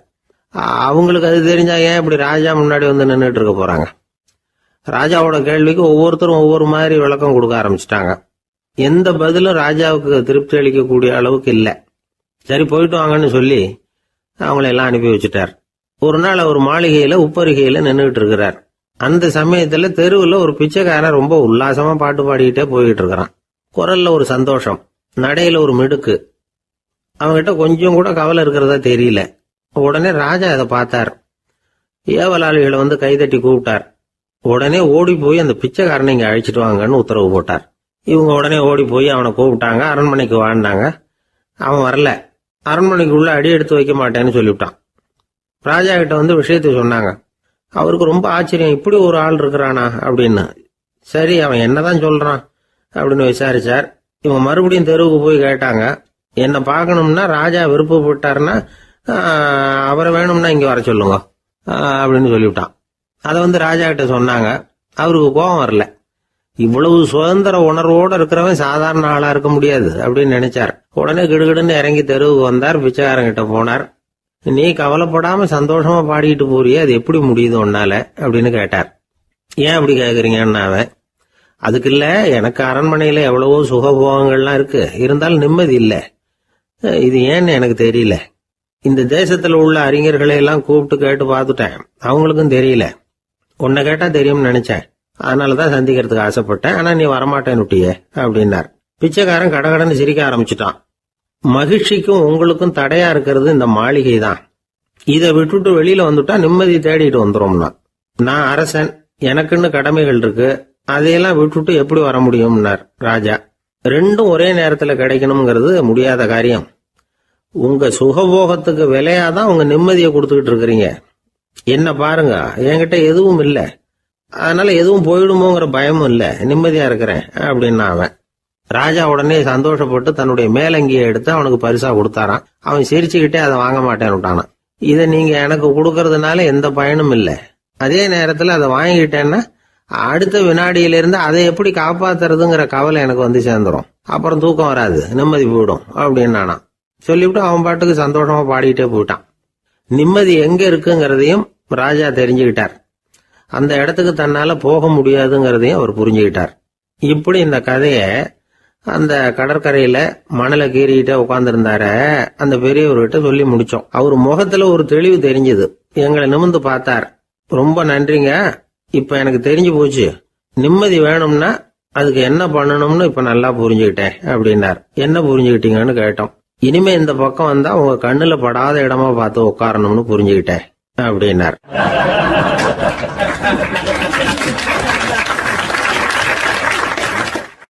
ஒரு சன்னியாசி, அவரு ஒரு நாள் ஒரு கனவு கண்டாராம். அந்த கனவுல அவர் சொர்க்கத்துக்கு போறார். அங்க ஒரு பெரிய திருவிழா நடந்துகிட்டு இருக்குது. எங்க பார்த்தாலும் அலங்கார வளைவுகள், வண்ணமயமான விளக்குகள், பாதைகள் பூரா மலர்கள், எல்லா கட்டடங்களும் ஒளிமயம். அவ்வளவு கோலாகலமா பிரம்மாண்டமா அந்த திருவிழா நடந்துகிட்டு இருக்குது. அது என்ன திருவிழாங்கிறது இந்த சன்னியாசிக்கு புரியல. அங்க எதிரில் வந்துகிட்டு இருந்த ஒருத்தரை நிறுத்தி, என்ன விசேஷம் இங்க அப்படின்னு விசாரிச்சாராம். உனக்கு தெரியாத விஷயம், இன்னைக்கு இறைவனுக்கு பிறந்த நாள், அதை தான் எல்லாரும் சேர்ந்து கொண்டாடுறோம். இதுக்காக பிரம்மாண்டமான ஊர்வலம் ஒன்று வரப்போகுது, இறைவனே அந்த ஊர்வலத்தில் கலந்துக்கிறார் அப்படின்னார் அவர். உடனே அந்த சன்னியாசி ஒரு மரத்து நிழல்ல ஒதுங்கி நின்றுக்கிட்டார். ஊர்வலம் வந்துகிட்டு இருக்குது. முதல்ல ஒரு குதிரை வந்துகிட்டு இருக்கு, அது மேலே ஒருத்தர் உட்காந்துருக்கிறார். அவருக்கு பின்னாடி நிறைய பேர் கூட்டமாக வந்துகிட்டு இருக்கிறாங்க. இவ்வளவு கூட்டம் இவர் பின்னாடி வருதே, யார் இவர் அப்படின்னு கேட்டார். ஒரு மதத்தின் பெயரை சொல்லி, இவர் அந்த மதத்தின் தலைவர், அவரை பின்பற்றுகிற மக்கள் கூட்டம் பின்னாடி வந்துகிட்டு இருக்குது அப்படின்னு விவரம் சொல்லியிருக்கிறாங்க. இவங்களுக்கு அடுத்தபடியா இன்னொரு குதிரையில் ஒருத்தர் வந்துகிட்டு இருக்கிறார். அவருக்கு பின்னாடி ஏகப்பட்ட கூட்டம். இவர் யாருங்க அப்படின்னு கேட்டிருக்கார் சன்னியாசி. அங்கே இருக்கிறவங்க விவரம் சொல்லியிருக்கிறாங்க. இன்னொரு மதத்தின் பெயரை சொல்லி, இவர் அந்த மதத்தினுடைய தலைவர், அவர் வழியை பின்பற்றுகிறவர்கள் அவர் பின்னாடி கூட்டமாக வந்துகிட்டு இருக்கிறாங்க அப்படின்ட்டு இருக்காங்க. இப்படி ஒவ்வொருத்தராக குதிரை மேலே வந்துக்கிட்டே இருக்கிறாங்க. அவங்கள பின்பற்றியும் ஒவ்வொரு கூட்டம் வந்துக்கிட்டே இருக்குது. அந்த பெரிய ஊர்வலம் அது பாட்டுக்கு போய்கிட்டு இருக்குது. கடைசியாக அது முடிஞ்சது ரொம்ப நேரம் கழித்து. அதுக்கப்புறம் கொஞ்சம் நேரம் கழித்து ஒரு வயசான ஆள் குதிரை மேலே வந்துக்கிட்டு இருக்கிறார். ஆனால் அவருக்கு பின்னாடி யாருமே இல்லை. அவர் பரிதாபமாக தனியாக வந்துக்கிட்டு இருக்கிறார். அவர் அந்த ஊர்வலத்தை சேர்ந்தவரா இல்லையாங்கிறதே தெரியல. இவர் யார், இவர் ஏன் இப்படி தனியாக வந்துக்கிட்டு இருக்கிறார் அப்படின்னு கேட்டிருக்கார் அந்த சன்னியாசி. என்னது இப்படி கேட்குறீங்க, இவர் தான் கடவுள், இவருக்காக தான் இன்னைக்கு இந்த ஊர்வலமே நடக்குது, இவருக்கு தான் இன்னைக்கு பிறந்த நாள், முன்னாடி போகிற ஊர்வலம் பூரா இவருடைய பிறந்த நாளை கொண்டாடுறதுக்காக தான் அப்படின்ட்டு இருக்காங்க. இதை கேட்டதும் அந்த சன்னியாசிக்கு திடுக்குன்னு தூக்கி போட்டிருக்கு. இது வரைக்கும் கனவு கண்டுகிட்டு இருந்தவர் முடிச்சுக்கிட்டார். அதுக்கப்புறம் தான் யோசிச்சு பார்த்துருக்கார். உண்மைதான், மக்கள் எல்லாரும் பக்தி மார்க்கத்தில் போகிறதா நினச்சிக்கிட்டு பாதை மாறி போயிட்டு இருக்கிறாங்க. கடவுளை பின்பற்றுவதாக நினைக்கிறாங்க பக்தர்கள். ஆனால் கடவுளுக்கு பின்னாடி யாருமே இல்லை. இன்னமும் இயல்பா இதை பற்றி யோசிச்சு பார்த்தா, உண்மைக்கு பின்னாடி தான் நான் போய்கிட்டு இருக்கேன் அப்படின்னு நிறைய பேர் சொல்கிறாங்க. ஆனால் அந்த உண்மை அனாதையாக போய்கிட்டு இருக்குது. அப்படி ஆயிட்டுது உலகம். இந்த காலத்துலேயும் ஒரு ஊர்வலம், ஒரு பெரிய மனுஷருக்கு பிறந்த நாள் விழா. அவர் குதிரை மேலே ஏறி முன்னாடி போயிட்டுருக்கிறார். அவருக்கு பின்னாடி ஒரு 100 பேர் தொண்டர்கள். அவங்க பாட்டுக்கு போகிறாங்க. எல்லாம் பணம் கொடுத்து ஏற்பாடு பண்ணவங்க.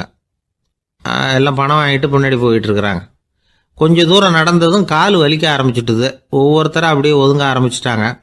அதான் முன்னாடியே பணம் கிடச்சிட்டுதே, இனிமேல் ஒதுங்கினா என்னன்னு ஒதுங்கிட்டாங்க. ஒரு கட்டத்தில் குதிரையில் போகிறவர் தற்செயலாக திரும்பி பார்க்குறாரு. பின்னாடி யாருமே இல்லை. எல்லோரும் ஓடி போயிட்டாங்க. ஒரே ஒரு ஆள் மட்டும் ரொம்ப விசுவாசமாக பின்னாடி நடந்து வந்துக்கிட்டு இருந்தான்.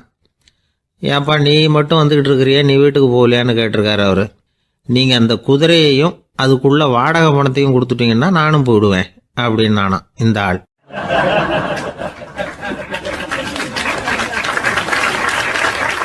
ஒரு ஊரில் ஒரு ஆள் இருந்தான். தையல் கடை வச்சுருந்தான். அவங்கிட்ட ஒருத்தன் ஒரு சட்டை துணி எடுத்து கொடுத்து தைக்க சொல்லியிருந்தான். வர்ற சனிக்கிழமை வா, வந்து வாங்கிட்டு போ அப்படின்னு அவன் சொல்லியிருந்தான். அதே மாதிரி இவன் வந்தான். அவன் தச்சு வச்சிருந்த சட்டையை கொடுத்தான். இவன் வாங்கி அங்கேயே போட்டு பார்த்தான். கை நீளம் ஒன்றுக்கு ஒன்று வித்தியாசமாக இருந்தது. வலது கை இடது பக்கத்தை விட நீளம் குறைச்சலாக இருந்தது. அவன் முணுமுணுக்க ஆரம்பிச்சுட்டான். என்ன இது இப்படி தைச்சுட்டியேன்னு. இதுக்கு அவன் சொன்னான், ஐயையோ இதுக்காகவா சங்கடப்படுறீங்க, வலது கையை மட்டும் கொஞ்சம் உள்ள இழுத்தாப்புல வச்சுக்கிட்டீங்கன்னா சரியா போகுது. மற்றபடி அந்த சட்டையில் உள்ள கலை அம்சத்தை கவனிங்க, எவ்வளோ அற்புதமாக தைச்சிருக்கேன் பாருங்க. ஒரு சின்ன குறைய இப்படிலாம் பொருட்படுத்த வேண்டியதில்லை. நான் சொன்னது மாதிரி கையை கொஞ்சம் உள்ள இழுத்தது மாதிரி வச்சுக்கிட்டு நடந்து போங்க, ஜோராக இருக்கும் அப்படின்னா. அவனும் யோசிச்சு பார்த்தான்.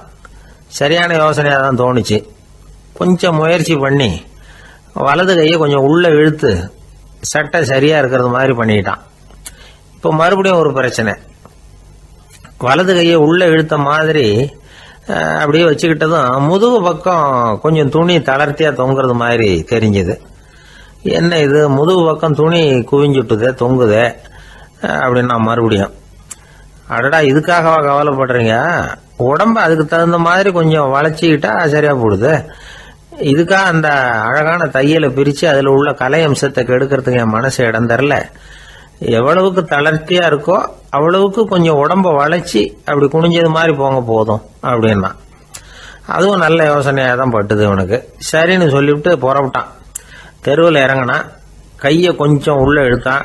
உடம்ப கொஞ்சம் முன்னால் வளைச்சான். சட்டைக்கு தகுந்த மாதிரி உடம்ப பண்ணிக்கிட்டான். மெதுவாக நடந்து போகிறான்.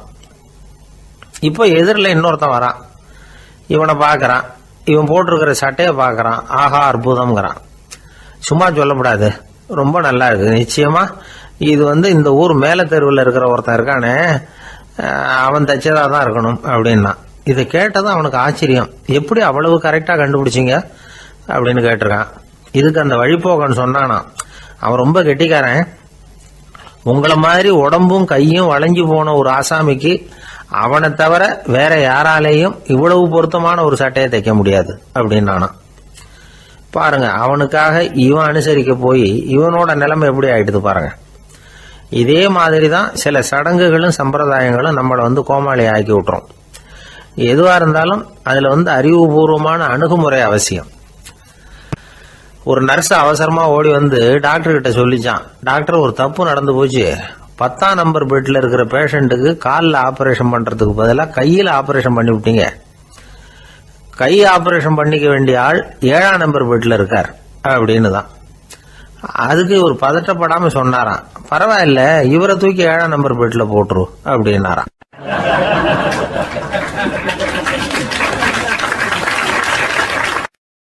ஒரு ஊர்ல ஒருத்தர் இருந்தார். ரொம்ப நல்லவர். யாருக்காவது ஏதாவது கொடுத்துக்கிட்டே இருப்பார். கொடையாளி. தினமும் யாராவது ஒருத்தருக்கு ஏதாவது கொடுக்கலன்னா அவருக்கு தூக்கம் வராது. அப்படி ஒரு பழக்கம். அது மட்டும் இல்லை, அவர் கொடுக்கறது அடுத்தவங்களுக்கு தெரியாது. அவ்வளவு ரகசியமா அதை கொடுப்பார். வலது கை கொடுக்கறது இடது கைக்கு தெரியக்கூடாதுன்னு சொல்லுவாங்கல்ல, அது மாதிரி அவர். ஒரு நாள் ராத்திரி அவர் ஏற்கனவே தயாராக கட்டி வச்சிருந்த பணம் முடிச்ச கையில் எடுத்துக்கிட்டு வீட்டை விட்டு வெளியில் வந்தார். தெருவில் இறங்கி நடந்தார். இன்னைக்கு யாருக்கு தர்மம் செய்யறது அப்படின்னு யோசனை பண்ணிட்டு இருட்டில் நடந்து வந்துகிட்டு இருக்கிறார். யாரோ ஒருத்தர் எதிரில் வர்றது மாதிரி தெரிஞ்சுது. உடனே அவர் கிட்ட போனார். தன்கிட்ட இருந்த பணம் முடிச்சு அவசரமா அவர் கையில் திணிச்சுட்டு திரும்பி வந்துட்டார். அப்பாடா, ஒரு வழியா யாருக்கும் தெரியாம இன்னைக்கு தர்மம் பண்ணியாச்சு அப்படிங்கிற மகிழ்ச்சி, மன நிறைவு அவர் முகத்தில். நிம்மதியாக தூங்கினார். அப்புறம் எழுந்திரிச்சார். மறுநாள் காலையில் ஊர் பூரா ஒரே பேச்சு. என்ன பேச்சுன்னா, நேற்று ராத்திரி ஒரு திருடன் கையில் யாரோ பணத்தை கொடுத்துட்டு போயிருக்கிறாங்க அப்படின்னு எல்லாரும் பேசிக்கிட்டு இருக்கிறாங்க. இதை கேள்விப்பட்டதும் அந்த பெரியவருக்கு ரொம்ப வருத்தமாக போச்சு. அடடா, போயும் ஒரு திருடனுக்காக உதவி பண்ணியிருக்கிறோம், பிரயோஜனம் இல்லாமல் போட்டுதே அப்படின்னு நினைச்சார். சரி, இன்னைக்கும் யாருக்காவது உதவி பண்ணணும் அப்படின்னு முடிவு பண்ணினார்.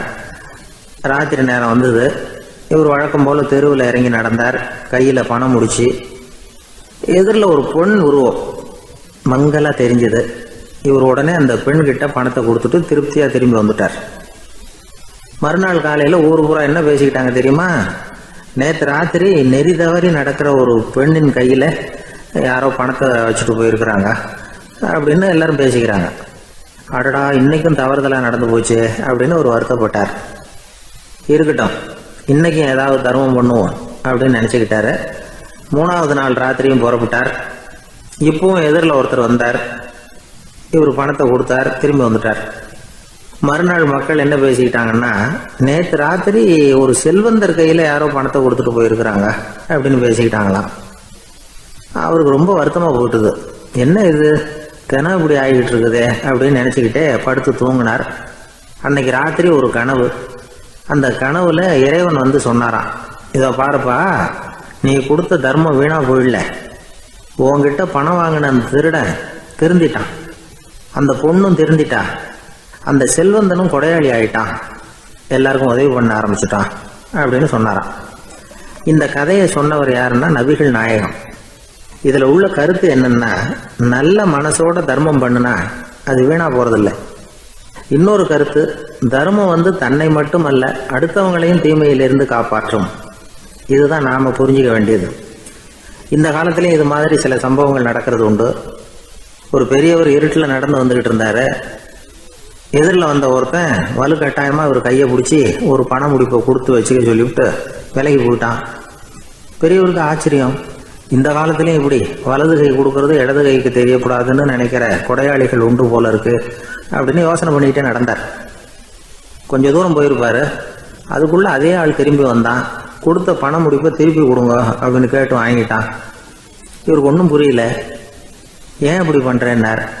அது ஒன்றும் இல்லைங்க, கொஞ்ச நேரம் இதை உங்ககிட்ட கொடுத்து வச்சிருந்தேன், அவ்வளவுதான் அப்படின்னா. ஏன்னு கேட்டார்.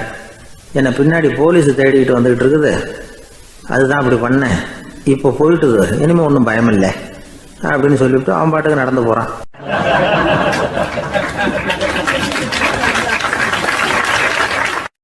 தான் மட்டும் வாழ்ந்தா போதும் அப்படின்னு நினைக்கிறவங்களும் உண்டு. தானும் வாழணும், அடுத்தவங்களும் வாழணும் அப்படின்னு நினைக்கிறவங்களும் உண்டு. முதல்ல சொன்ன வகையை சேர்ந்த மனிதர்கள் எப்படி தெரியுமா? எப்படியாவது தான் மட்டும் வாழ்ந்தால் போதுங்கிற நினைப்பு தான் எப்பவும் அவங்களுக்கு இருக்கும். தங்களுடைய வளர்ச்சிக்கு எது தடையா இருந்தாலும் சரி, யார் தடையா இருந்தாலும் சரி, அதை அழிச்சுட்டு தான் மறுவேலை பார்ப்பாங்க. அவங்கெல்லாம் பாவ காரியங்களுக்கு தயங்குறதே இல்லை. அப்படிப்பட்ட வாழ்க்கை அவங்களுக்கே இடைஞ்சல அமைஞ்சு விடுறது உண்டு. அதை விளக்கறதுக்கு ஒரு கதையும் உண்டு. ஒரு ஊர்ல அப்படிப்பட்ட ஆள் ஒருத்தன் இருந்திருக்கான். நிறைய பாவங்களை செஞ்சவன். அதன் காரணமா நரகப்படுகொழியில விழுந்துட்டான். நரகப்படுகொழிங்கிறது ஒரு பெரிய கிணறு மாதிரி. ஏற்கனவே பாவம் செஞ்சவங்க நிறைய பேர் அதில் விழுந்து கிடக்குறாங்க. உள்ள ஏகப்பட்ட சத்தம், எல்லாம் அந்த பாவாத்மாக்கள் போடுற சத்தம். இப்போ விழுந்தானே, இவனும் சத்தம் போட்டான். இவன் போடுற சத்தம் கொஞ்சம் அதிகமாக கேட்டுது. இந்த கிணத்துக்கு பக்கத்துல புத்தர் உட்கார்ந்துருக்கிறார். அவர் காதுல இவன் போடுற சத்தம் விழுந்தது. உடனே அந்த கிணத்தடிக்கு போனார். குனிஞ்சு பார்த்தார். சாமி, என்னை காப்பாத்துங்க அப்படின்னு கத்தனா இவன். புத்தர் அவனை கொஞ்சம் கவனிச்சு பார்த்தார். மனித சமுதாயத்துக்கு அவன் என்னென்ன கெடுதல் பண்ணியிருக்கிறாங்கிற விவரம்லாம் அவர் மனக்கண்ணில் தெரிஞ்சது. அவருக்கு எல்லாம் புரிஞ்சு போச்சு. இருந்தாலும் அவனை காப்பாத்துறதுக்கு ஏதாவது வழி உண்டா அப்படின்னு யோசிச்சார். அவன் தன்னுடைய வாழ்நாளில் ஏதாவது நல்லது செஞ்சிருக்கானா அப்படின்னு பார்த்தார். ஒரே ஒரு சமயம் அவன் தன்னுடைய காலடியில மிதிபட இருந்த சிலந்தியை மிதிக்காமல் தாண்டி போயிருக்கிறான். இந்த ஒரு காரியத்துக்காக அவனை கரையேற்ற முடியுமா அப்படின்னு நினைச்சார். அவ்வளவுதான். உடனே அவர் கையில ஒரு சிலந்தி வந்து உட்கார்ந்துதான். அதுகிட்ட இருந்து நூல் இழை வெளிவர ஆரம்பிச்சது. அந்த நூல் இழை கிணற்று ஆழம் வரைக்கும் அப்படியே நீண்டுகிட்டே போச்சான். புத்தர் பார்த்தார். இந்த நூலை பிடிச்சிக்கிட்டு மேலே ஏறி வா அப்படின்னார். என்னங்க சொல்றீங்க, இந்த சிலந்தி நூல் என்ன தாங்குமான்னு கத்தினான். எல்லாம் தாங்கும், அதை பிடிச்சிக்கிட்டு ஏறி வா அப்படின்னார். சந்தேகத்தோடவே அவன் அந்த நூலிழைய பிடிச்சி இழுத்து பார்த்தான். ரொம்ப வலுவா இருந்தது. அவனுக்கு ஆச்சரியம். அதை பிடிச்சிக்கிட்டே மெதுவா மேலே ஏறி வர ஆரம்பிச்சுட்டான். பாதி தூரம் ஏறி வந்திருப்பான். அப்போ அவன் காலுக்கு கீழே ஏதோ சத்தம். என்னன்னு குனிஞ்சு பார்க்கறான். கீழே கிடந்தவங்க சில பேரும் அந்த நூலை பிடிச்சி மேலே வந்துகிட்டு இருக்கிறாங்க. இவனுக்கு கோபம் வந்துட்டுது. தன்னுடைய இடுப்புல வச்சிருந்த கத்தியை எடுத்து தன்னுடைய காலுக்கு கீழே நூல் இழையை அப்படியே வெட்டி விட்டுட்டான். இனிமே நாம மட்டும்தான் மேலே ஏறி வந்துடணும் அப்படின்னு நினைச்சுக்கிட்டான். ஆனா நடந்தது என்ன தெரியுமா? மொத்த நூல் இழையும் அப்படியே அருந்து கீழே விழுந்துட்டுது. அவனும் பொத்துன்னு கீழே விழுந்துட்டான். மறுபடியும் கத்த ஆரம்பிச்சுட்டான். ஏற்கனவே அவன் செஞ்சிருந்த ஒரு சிறு கருணை அந்த நூல் இழைக்கு உறுதியை கொடுத்தது. இப்போ அவன் செஞ்ச பாவம் அந்த நூல் இழைய வலுவிழக்க செஞ்சுட்டுது. அடுத்தவங்களும் வாழணுங்கிற எண்ணம் அவனுக்கு இருந்திருந்தா இப்போ அவனும் கரையேறி வந்திருப்பான், மற்றவங்களும் சௌக்கியமா வந்து சேர்ந்திருப்பாங்க. அதனால நாமும் வாழணும், அடுத்தவங்களும் வாழணும் அப்படின்னு நினைக்கிறவன் வாழ்க்கையில சீக்கிரம் முன்னுக்கு வந்துடுவான். ஒருத்தன் ஒரு டாக்டர் கிட்ட போனான், மருந்து வாங்கினான். வாங்கி கொண்டாந்து பேசாம வச்சுட்டான், சாப்பிடல. அப்புறம் எதுக்காகப்பா போய் அவர்கிட்ட மருந்து வாங்கினேன் அப்படின்னு கேட்டாங்க. டாக்டர் வாழணும் இல்லையா, அதனாலதான் அப்படின்னா. அவர் கொடுத்த மருந்து நீ ஏன் சாப்பிடல அப்புறம் அப்படின்னு கேட்டாங்க.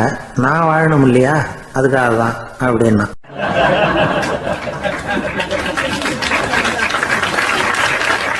அவர் ஒரு பெரிய குடும்பத்துல பிறந்தவர். இருக்கிற சொத்துக்கள் எல்லாத்தையும் வாரி வழங்கி விட்டு காட்டுக்கு புறப்பட்டார் தவம் செய்யறதுக்காக. இருந்தது ஊராவும் கொடுத்துட்டார். இனிமே எதுவுமே இல்லை கொடுக்கறதுக்கு. அப்போ கடைசியா ஒருத்தன் வந்து கையை நீட்டினானா, ஐயா ஏதாவது கொடுங்கன்னு இருக்கான். அவர் பார்த்தார். கட்டியிருக்கிற வேட்டியை தவிர வேற எதுவுமே இல்லை. 8 முழம் பட்டு வேட்டி, ஜரிகை கரையோடு இருக்குது. கடைசியா அதை தான் எடுத்துக்கிட்டு அவர் புறப்பட்டு இருக்கார். அவர் பார்த்தார், எதிரில் அவன் பரிதாபமா நின்றுகிட்டு இருக்கிறான். அந்த 8 முழ வேட்டியை 2ஆ கிழிச்சார். 4 முழத்தை அவங்ககிட்ட கொடுத்தாரு.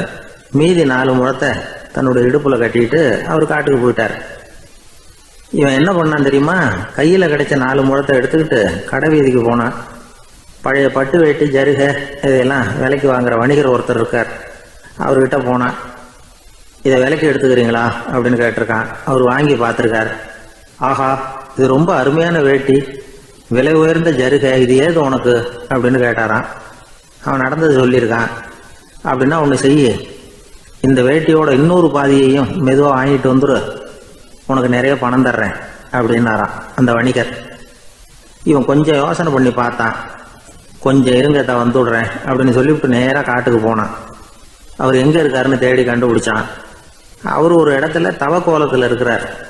கட்டியிருந்த இடவேட்டியும் அவர் அறியாமல் நழுவி கீழே விழுந்து கிடக்குது. இவனுக்கு ரொம்ப வசதியாக போச்சு. அவரை கேட்க வேண்டிய அவசியமே இல்லை. மெதுவாக சத்தம் போடாமல் அடி மேலே அடி வச்சு நெருங்கினான். அவர் கண்ணை மூடிக்கிட்டு அவர் பாட்டு நின்றுட்டு இருக்கிறார். இவன் மெதுவாக போய் கீழே கிடந்த அந்த துணியை எடுத்துக்கிட்டு சத்தம் போடாமல் திரும்பி நடந்தான். ஒரு 2-3 அடி எடுத்து வச்சிருப்பான். அப்படி ஓட ஆரம்பிக்கிற சமயத்தில் அவன் காலில் கீழே கிடந்த முள்ளு ஒன்று நறுக்குன்னு தச்சு விட்டுது. வலி தாங்க முடியாமல் அம்மான்னு கத்திருக்கான். இந்த சத்தத்தினால கண்ணை மூடி நின்றுகிட்டு இருந்த அவரோட தவம் கலைஞ்சது. மெல்ல கண்ணை திறந்து பார்க்கிறார். தன் இடையில இருந்த வேட்டி அவன் கையில இருக்கு. இப்போ அவர் நினைக்கிறார். என்ன நினைக்கிறாருன்னா, இந்த வேட்டி மீது நான் வைத்த ஆசை அல்லவா அவனை திருடனாக ஆக்கி விட்டது அப்படின்னு நினைச்சாராம்.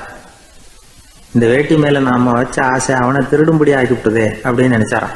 இது எப்பேற்பட்ட மனநிலை அப்படிங்கிறத கொஞ்சம் யோசனை பண்ணி பாருங்க.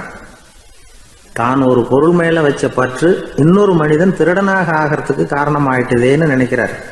அப்படி நினைச்ச அந்த பெரியவர் யார் தெரியுமா? அவர் தான் மகாவீரர். இழந்துட்டேங்கிறிய, நீ என்னத்தை கொண்டுகிட்டு வந்த எங்க இழந்துடுறதுக்கு? நீ என்னத்தை உண்டாக்குன இது அழிஞ்சுட்டுதுன்னு சொல்றதுக்கு? இதுதான் அவருடைய சிந்தனை. இன்றைக்கு நம்ம சிந்தனையெல்லாம் வேற மாதிரி இருக்குது. ஒருத்தன் நடுத்தருவில் உட்காந்து அழுதுகிட்டு இருந்தான். அந்த வழியா வந்தவர் ஒருத்தர், ஏன்பா அழறேன்னு கேட்டாராம். 5 ரூபா சார், இந்த இடத்துல விழுந்துட்டுது, ரொம்ப நேரமா தேடுறேன், கிடைக்காது போல இருக்கு அப்படின்னு சொல்லிவிட்டு அழறான். எப்போ தொலைஞ்சதுன்னு கேட்டாராம் அவரு. அது எனக்கு தெரியாது சார், பணத்தை தொலைச்சவன் தேடி பார்த்துட்டு போயிட்டான், நான் அவனுக்கு பின்னாடி தேட வந்தவன் அப்படின்னு நானா இவன்.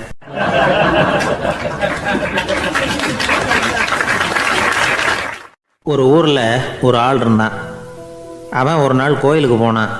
கடவுள்கிட்ட வேண்டிக்கிட்டான், எனக்கு ஒரு 1,00,000 ரூபா நீ கொடுத்தா நான் உன் சன்னதியில் ஒரு தேங்காய் உடைக்கிறேன் அப்படின்னு வேண்டிக்கிட்டான். கடவுள் பார்த்தார். உடனே அவன் கண் முன்னாடி தோன்றினார். இந்தா நீ கேட்ட 1,00,000 ரூபாய் அப்படின்னு சொல்லி அவன் கையில் பணத்தை கொடுத்துட்டு மறைஞ்சிட்டார். இவனால் நம்பவே முடியல. இவ்வளவு சுலபமாக கிடைக்கும்னு தெரிஞ்சிருந்தா அனாவசியமாக ஒரு தேங்காய் உடைக்கிறேன்னு வேண்டியிருக்க வேண்டியது இல்லையே அப்படின்னு நினச்சான். இருந்தாலும் வேண்டுதலை நிறைவேற்ற வேண்டியது கடமை. அதுக்காக என்ன பண்ணால், பக்கத்தில் ஒரு கடைக்கு போனான். ஒரு தேங்காயை கையில் எடுத்தான். இது என்ன விலைன்னு கேட்டான். 5 ரூபான்னார் கடையில் இருந்தவர்.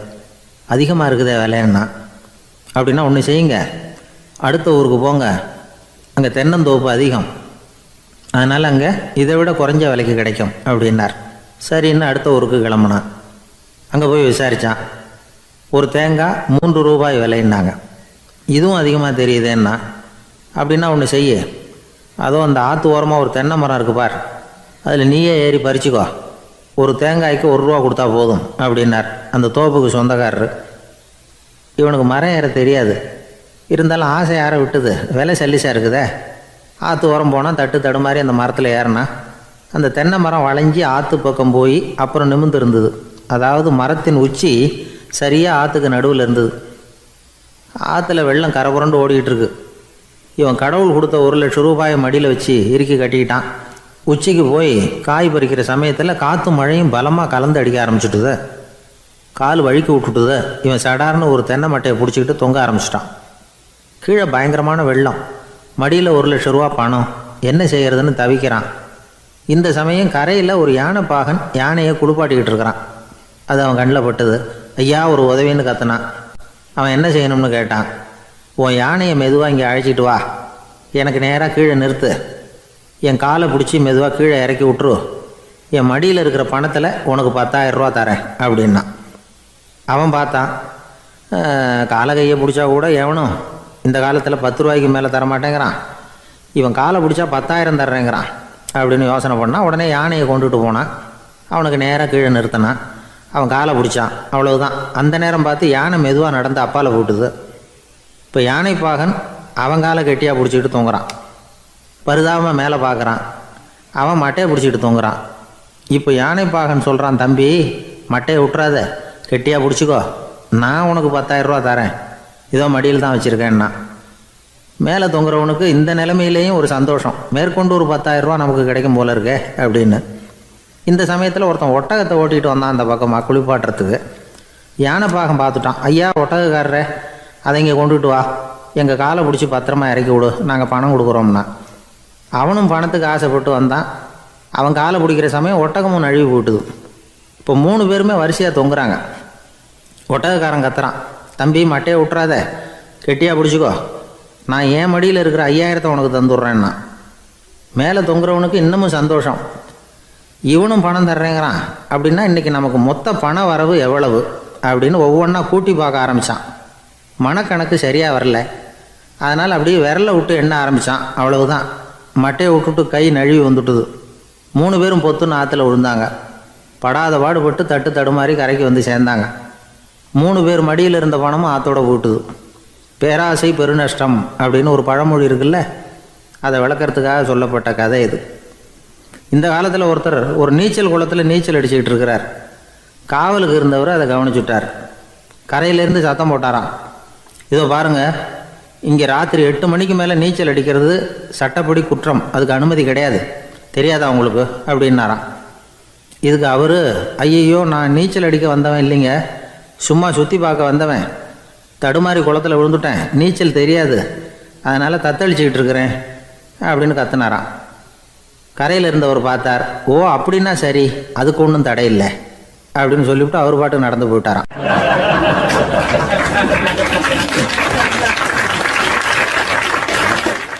நம்மளை மாதிரி ஒரு ஆசாமி அவன் நம்மளை மாதிரியே கற்பனை பண்ணான். அதாவது நாம தான் இந்த உலகத்தில் ரொம்பவும் கஷ்டப்படுறோம், மற்றவங்க எல்லாம் சந்தோஷமா இருக்கிறாங்க அப்படின்னு அவன் நினச்சிக்கிட்டான்.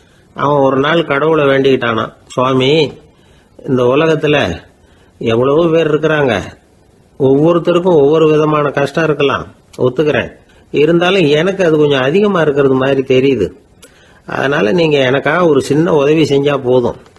அது வேற ஒண்ணும் இல்ல, என்கிட்ட இருக்கிற துயரங்களை இன்னொருத்தர் யாருகிட்டயாவது கொடுத்துருங்க, அவர்கிட்ட இருக்கிற துயரங்களை என்கிட்ட மாத்தி கொடுத்துருங்க. ஒரு மியூச்சுவல் டிரான்ஸ்பர், அவ்வளவுதான். அப்படி பண்ணிவிட்டா போதும் அப்படின்னு வேண்டிக்கிட்டானா. அன்னைக்கு ராத்திரியே அவன் ஒரு கனவு கண்டிருக்கான். வானத்திலிருந்து ஒரு குரல் கேட்டிருக்கு. அது என்ன சொல்லிச்சு தெரியுமா? ஏ ஜனங்களே, எல்லாரும் அவங்கவுங்க கஷ்டங்களை ஒரு பையில போட்டு எடுத்துக்குங்க. அப்படி எடுத்துக்கிட்டு நேரா இந்த ஊர் எல்லையில இருக்கிற கோயிலுக்கு வந்து சேருங்க அப்படின்னு அந்த குரல். ஆஹா, கடவுள் நம்ம பிரார்த்தனைக்கு செவி சாய்ச்சுட்டார் அப்படின்னு சந்தோஷப்பட்டான் இவன். உடனே என்ன பண்ணா, தன்கிட்ட இருந்த கஷ்டத்தையெல்லாம் ஒரு சாக்கு பையில போட்டு எடுத்துக்கிட்டான். வீட்டை விட்டு வெளியில வந்தான். தெருவில் இறங்கி நடக்கிறான். அங்க பார்த்தா ஏகப்பட்ட பேர் ஆளுக்கு ஒரு பைய தூக்கிக்கிட்டு கோயிலுக்கு போயிட்டு இருக்கிறாங்க. சில பேர் மூட்டையா கட்டி தலையில சுமந்துக்கிட்டு போயிட்டு இருக்கிறாங்க. இவன் பார்த்தான். இவனுக்கு ரொம்ப ஆச்சரியமா இருந்தது. ஏன்னா எல்லாரும் வச்சிருக்கிற பைய இவன் பைய விட பெருசா இருந்தது. இவன் பை தான் இருக்கிறதுலயே கொஞ்சம் சின்னதா தெரிஞ்சது. இப்ப அவன் மறுபடியும் சாமியை வேண்டிக்கிட்டான். கடவுளே, இப்ப உள்ள சூழ்நிலையை கவனிச்சா என்கிட்ட இருக்கிற பைய பரவாயில்லன்னு தோணுது. அதனால வேற பை எதையும் மாத்த வேணாம், இதுவே பரவாயில்ல, இந்த பையோட திரும்பி வீட்டுக்கு போனா போதும்னு நினைக்கிறேன் அப்படின்னு ஏதோ நினைக்க ஆரம்பிச்சுட்டான் அவன். எல்லாரும் கோயிலுக்கு போய் சேர்ந்தாங்க. கோயில்ல அந்த குரல் மறுபடியும் கேட்டுது. எல்லாரும் அவங்கவுங்க பைகளை சோகத்துல தொங்க விடுங்க. திடீர்னு விளக்குகள் அணையும், மணி அடிக்கப்படும், அதுதான் அடையாளம். அந்த சமயத்துல இருட்டுல உங்களுக்கு வேண்டிய பைய நீங்க மாத்தி எடுத்துக்கலாம், சேர்ந்து எடுத்துக்கலாம். வெளிச்சம் இருக்கிறப்பவே உங்களுக்கு பிடிச்ச பைக்கு பக்கமா பார்த்து நீங்க நின்னுக்கலாம் அப்படின்னு சொல்லி விவரம் சொல்லிச்சான் அந்த குரல். அப்படி சொன்னதுக்கு அப்புறம் திடீர்னு விளக்கு அணைஞ்சுது, மணி அடிச்சுது. கொஞ்ச நேரம் கழிச்சு மறுபடியும் விளக்குகள்லாம் எரிஞ்சுது. இப்போ பார்த்தா எல்லாரும் அவங்கவுங்க பையையே கெட்டியா பிடிச்சிட்டு நிக்கிறாங்க. இவனும் அப்படியே நிக்கிறான். இவன் மெதுவா பக்கத்துல நிக்கிறவங்கிட்ட கேட்டானா, ஏன் நீங்க பைய கையிலேயே வச்சிருக்கிறீங்க, செவுத்துல மாட்டலையா அப்படின்னு கேட்டிருக்கான். இல்லப்பா, நீ ஏன் கையிலேயே வச்சிருக்கிறியோ அதே காரணத்துக்காக தான் நாங்களும் வச்சிருக்கிறோம். நம்ம கவலைகளை பத்தி நமக்கு ஓரளவுக்காவது தெரியும். ஆனா மற்றவங்க கவலைகள் நமக்கு பரிச்சயம் இல்லாதவை, பழக்கம் இல்லாதது. அதனால நமக்கு தெரிஞ்ச கவலைகளை சமாளிக்கிறது சுலபம். தெரியாததை சமாளிக்கணும்னா மறுபடியும் ஆரம்பத்தில இருந்து ஆரம்பிக்கணும். அதனால பழைய நண்பர்களோட வாழறது தான் மேல் அப்படின்னு நானான். அதுக்கப்புறம் அவன் தன்னோட பைய போதும்னு வீட்டுக்கு திரும்பி வந்துட்டானான். இது ஒரு பெரியவர் சொல்லி இருக்கிற கதை. அதனால நம்ம கிட்ட இருக்கிற கஷ்டங்கள் தான் பெருசு, அதை இன்னொருத்தங்கிட்ட கொடுத்துட்டு மாத்திக்கலாம் அப்படின்னு நினைக்கிறது தப்பு. இதே மாதிரி இன்னொரு சம்பவம். ஒரு ஊர்ல ஒரு நாள் ராத்திரி ஆகாயத்தில இருந்து கடவுள் குரல் கேக்குது. இந்த ஊர்ல இருக்கிற ஜனங்கள்லாம் கொஞ்சம் கவனிங்க, உங்களுக்கு ஒரு செய்தி. அதாவது இங்க இருக்கிற ஜனங்கள்லயே கொஞ்சம் கூட கவலையே இல்லாத ஆள் யாருன்னு எனக்கு தெரியணும். அதனால எல்லாரும் அவங்க கவலைகளை ஒரு பையில போட்டு எடுத்துக்கிட்டு கோயிலுக்கு வாங்க அப்படின்னாரு கடவுள். உடனே வரிசையா எல்லாரும் வர ஆரம்பிச்சாங்க. எல்லார் கையிலயும் பை இருந்தது, சின்னதும் பெருசுமா. கவலையே இல்லாத ஆள் யாருன்னு தேடினார் கடவுள். ஒரே ஒரு ஆள் மட்டும் கையில எதுவும் இல்லாம வெறும் கையை வீசிக்கிட்டு ரொம்ப ஜாலியா நடந்து வந்துகிட்டு இருந்தான். கடவுள் அவங்ககிட்ட போனார். ஏப்பா, உனக்கு கவலையே இல்லையா அப்படின்னு கேட்டார். எனக்கும் சில கவலைகள்லாம் உண்டு அப்படின்னு அவன். எங்க அதெல்லாம்னு கேட்டிருக்காரு கடவுள். பின்னாடி லாரியில வந்துகிட்டு இருக்கு அப்படின்னு அவன்.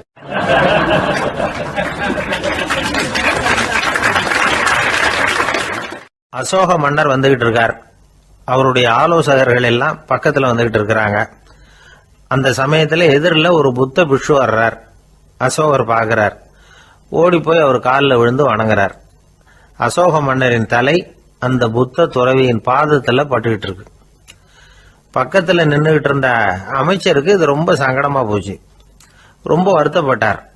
நம்ம அசோக சக்கரவர்த்தி எப்பேற்பட்டவர், அவரோட தலை ஒரு சன்னியாசியின் பாதத்துல படுறதா அப்படின்னு நினைச்சு ரொம்ப கவலைப்பட்டார். அரண்மனைக்கு திரும்பினதும் அமைச்சர் மெதுவா ஆரம்பிச்சார். அரசே, எனக்கு ரொம்ப வருத்தமா இருக்குது அப்படின்னார். எதுக்குன்னார் மன்னர். அசோக சக்கரவர்த்தியின் தலை, அதாவது அந்த சிரம் ரொம்ப மதிப்புமிக்க ஒன்று. அது ஒரு சன்னியாசியின் காலில் படலாமா அப்படின்னார். அசோகர் பதில் சொல்லல, சிரிச்சார், போயிட்டார். அதுக்கப்புறம் ஒரு சரியான சந்தர்ப்பத்துக்காக காத்துக்கிட்டு இருந்தார். ஒரு நாள் அமைச்சரை கூப்பிட்டார். எனக்கு 3 தலைகள் வேணும் அப்படின்னார். சொல்லுங்க, கொண்டுகிட்டு வரேன் அப்படின்னார் அமைச்சர். அசோகர் சொன்னார், முதல்ல எனக்கு தேவையானது ஒரு ஆட்டின் தலை, 2வது ஒரு புலியின் தலை, 3வது ஒரு மனிதனின் தலை. இதுதான் அசோகர் கேட்டது. எங்க இருந்தாலும் கொண்டு வாங்கன்னார். அமைச்சர் புறப்பட்டார். ஆட்டுத்தலை புலித்தலை கிடைச்சிட்டுது. அப்புறமா ஒரு சுடுகாட்டுக்கு போய் ஒரு மனித தலையும் சேகரம் பண்ணிட்டு ராஜா கிட்ட வந்துட்டார். அரசே, உங்கள் ஆணைப்படி 3 தலைகளையும் கொண்டு வந்திருக்கிறேன்னார். அசோகர் பார்த்தார், ரொம்ப நல்லது, இப்ப இது 3ஐயும் எடுத்துக்கிட்டு போய் சந்தையில வித்துட்டு வாங்க அப்படின்னார். அமைச்சர் அதுகளை எடுத்துக்கிட்டு சந்தைக்கு போனார். முதல்ல ஆட்டுத்தலை நல்ல விலைக்கு வித்து போச்சு. நல்ல விலை கொடுத்து வாங்கிட்டு போட்டாங்க. அடுத்தபடியா புலி தலைய ஒருத்தர் வாங்கிட்டார். அதை பாடம் பண்ணி வீட்டில் மாட்டி வைக்கலாமே அப்படின்னு நினைச்சு அதையும் வாங்கிட்டு போட்டார். மனித தலையை மட்டும் வாங்கறதுக்கு யாரும் முன் வரல. எல்லாரும் அதை பார்த்துட்டு விலகி போக ஆரம்பிச்சாங்க. அமைச்சர் திரும்பி வந்தார். அரசே, இந்த தலையை மட்டும் யாரும் வாங்க மாட்டேங்கிறாங்க அப்படின்னார். சரி, பரவாயில்ல, இதை இலவசமாவே எனாமாவே யாருக்கிட்டையாவது கொடுத்துட்டு வந்துருங்க அப்படின்னார். அமைச்சர் மறுபடியும் சந்தைக்கு போனார். இதை இலவசமா தரேன், இதை வாங்கிக்கோங்க அப்படின்னார். அப்பவும் அதை யாரும் வாங்கிக்கிறதுக்கு தயாரா இல்லை. மறுபடியும் திரும்பி வந்து மன்னர்கிட்ட விவரத்தை சொன்னார். இப்போ மன்னர் சொல்றார், அமைச்சரே, உயிர் இருக்கிற வரைக்கும் தான் இந்த தலைக்கு மதிப்பு. ஜீவன் போனதுக்கு அப்புறம் அதோட மதிப்பும் போயிடுது. அதனால மதிப்பு இருக்கும் பொழுதே பெரியவர்கள் பாதம் பணிந்து அந்த புனிதத்தை பெற்றுக்கொள்ளணும் அப்படின்னார். பணிவுங்கிறது வேற, அடிமைத்தனம்ங்கிறது வேற. பெரியவர்களை பணிவது நமக்கு பெருமை தரக்கூடிய விஷயம். இதை மனசுல வச்சுக்கிட்டு எப்போ காலில் விழணும், எப்போ காலில் விழக்கூடாது அப்படிங்கிறத முடிவு பண்ணிக்கணும். ஒரு சாதாரண ஆள் நடந்து வந்துகிட்டு இருந்தார். எதிரில் வந்த ஒரு பெரிய மனுஷன் ஓடி போய் அவர் காலில் விழுந்து தன்னுடைய தலையை அவர் பாதத்தில் கொண்டு போய் வச்சார். கொஞ்ச நேரம் கழிச்சு எழுந்திரிச்சு வந்துட்டார். வந்த பிறகு இவரை கேட்டேன், ஏன் திடீர்னு ஓடி போய் அந்த ஆளு காலில் விழுந்தீங்க அப்படின்னு. அவர் போட்டிருக்கிறது என்னோட காணாம போன செருப்பான்னு கண்டுபிடிக்கிறதுக்காக அப்படி விழுந்தேன் அப்படின்னார்.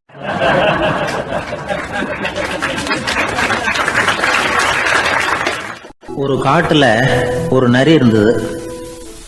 ஒரு நாள் காலை நேரம் அது தன்னுடைய இருப்பிடத்திலிருந்து வெளியில வந்தது. கொஞ்ச தூரம் நடந்து வந்தது. அப்பதான் அது தன்னோட நிழலை கவனிச்சு பார்த்தது. பார்த்தா அது ரொம்ப நீளமா பெருசா இருக்குது. காலை நேரத்துல நிழல் அப்படித்தானே இருக்கும். ஆனா அந்த நரிக்கு அந்த விஷயம் தெரியல. தன்னுடைய நீண்ட பெரிய நிழலை பார்த்து ஆச்சரியப்பட்டது. ஆஹா, நாம இவ்வளவு பெருசாவா இருக்கிறோம் அப்படின்னா என்னுடைய காலை சாப்பாட்டுக்கு ஒரு யானை இல்லைன்னா ஒரு ஒட்டகம் கிடைச்சாதான் சரியா இருக்கும் போல இருக்கு அப்படின்னு முடிவு பண்ணிட்டுது. உடனே ஒரு யானை அல்லது ஒட்டகத்தை தேடி அலைஞ்சது, எங்க கிடைக்கும்னு. கிடைக்கவே இல்லை. மத்தியானம் 12 மணி ஆயிட்டுது. பசியோடு அலையுது. இப்ப தன்னோட நிழலை பார்த்தது. அது மத்தியான நிழல் எப்படி இருக்கும், அது ரொம்பவும் குறுகி போய் தெரிஞ்சது. உடனே அந்த நரி என்ன நினைச்சுக்கிட்டு தான் தெரியுமா, காலை ஆகாரம் சாப்பிடாததுனால நம்ம உடம்பு இப்படி அழிச்சு போட்டுதே அப்படின்னு நினைச்சுக்கிட்டு தான். கொஞ்ச நேரம் கழிச்சு மறுபடியும் தன்னுடைய நிழலை பார்க்குது. அது இன்னமும் குறுகி போய் காலடியிலேயே வந்துட்டுது.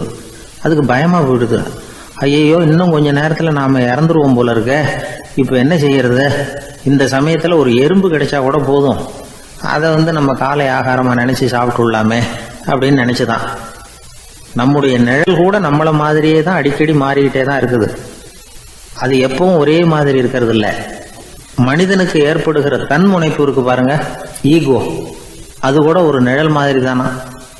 அப்படி நினைக்க ஆரம்பிச்சுட்டா அதனால ஏதும் பிரச்சனை வராதான். தன்முனைப்பை நிழல் போலவே ஏற்றுக்கொள்ளுங்கள் அப்படிங்கிறது பெரியவங்க கருத்து. ஒரு காரியத்தை வெற்றிகரமா நல்ல விதமா செஞ்சு முடிக்கிறோம்னு வச்சுக்கோங்க. அந்த சமயத்துல ஒரு வித நுட்பமான தற்பெருமை நமக்குள்ள உண்டாகுது. இது இயற்கையானது. அதனால இது மேல பற்று வைக்கக்கூடாது. அப்படி வைக்க ஆரம்பிச்சுட்டா அந்த தற்பெருமை ஒரு நிரந்தர விருந்தாளியா நம்ம கிட்ட தங்கிக்கும். நம்ம நிழல் எப்படின்னு பாருங்க, நாம நடக்கும் பொழுது நம்ம பின்னாடியே வரும். தன்முனைப்பையும் அப்படியே நினைச்சுக்குங்க. நிழல் யாருக்கும் எந்த பிரச்சனையையும் உண்டாக்குறது இல்லை. ஆனா அந்த நிழலை கண்டே நாம பயப்பட ஆரம்பிச்சுட்டா நாம எதுலையும் வெற்றி காண முடியாது. நிழலோட சண்டை போடக்கூடாது. அது மாதிரி தன்முனைப்போடவும் நாம சண்டை போட வேண்டியதில்லை.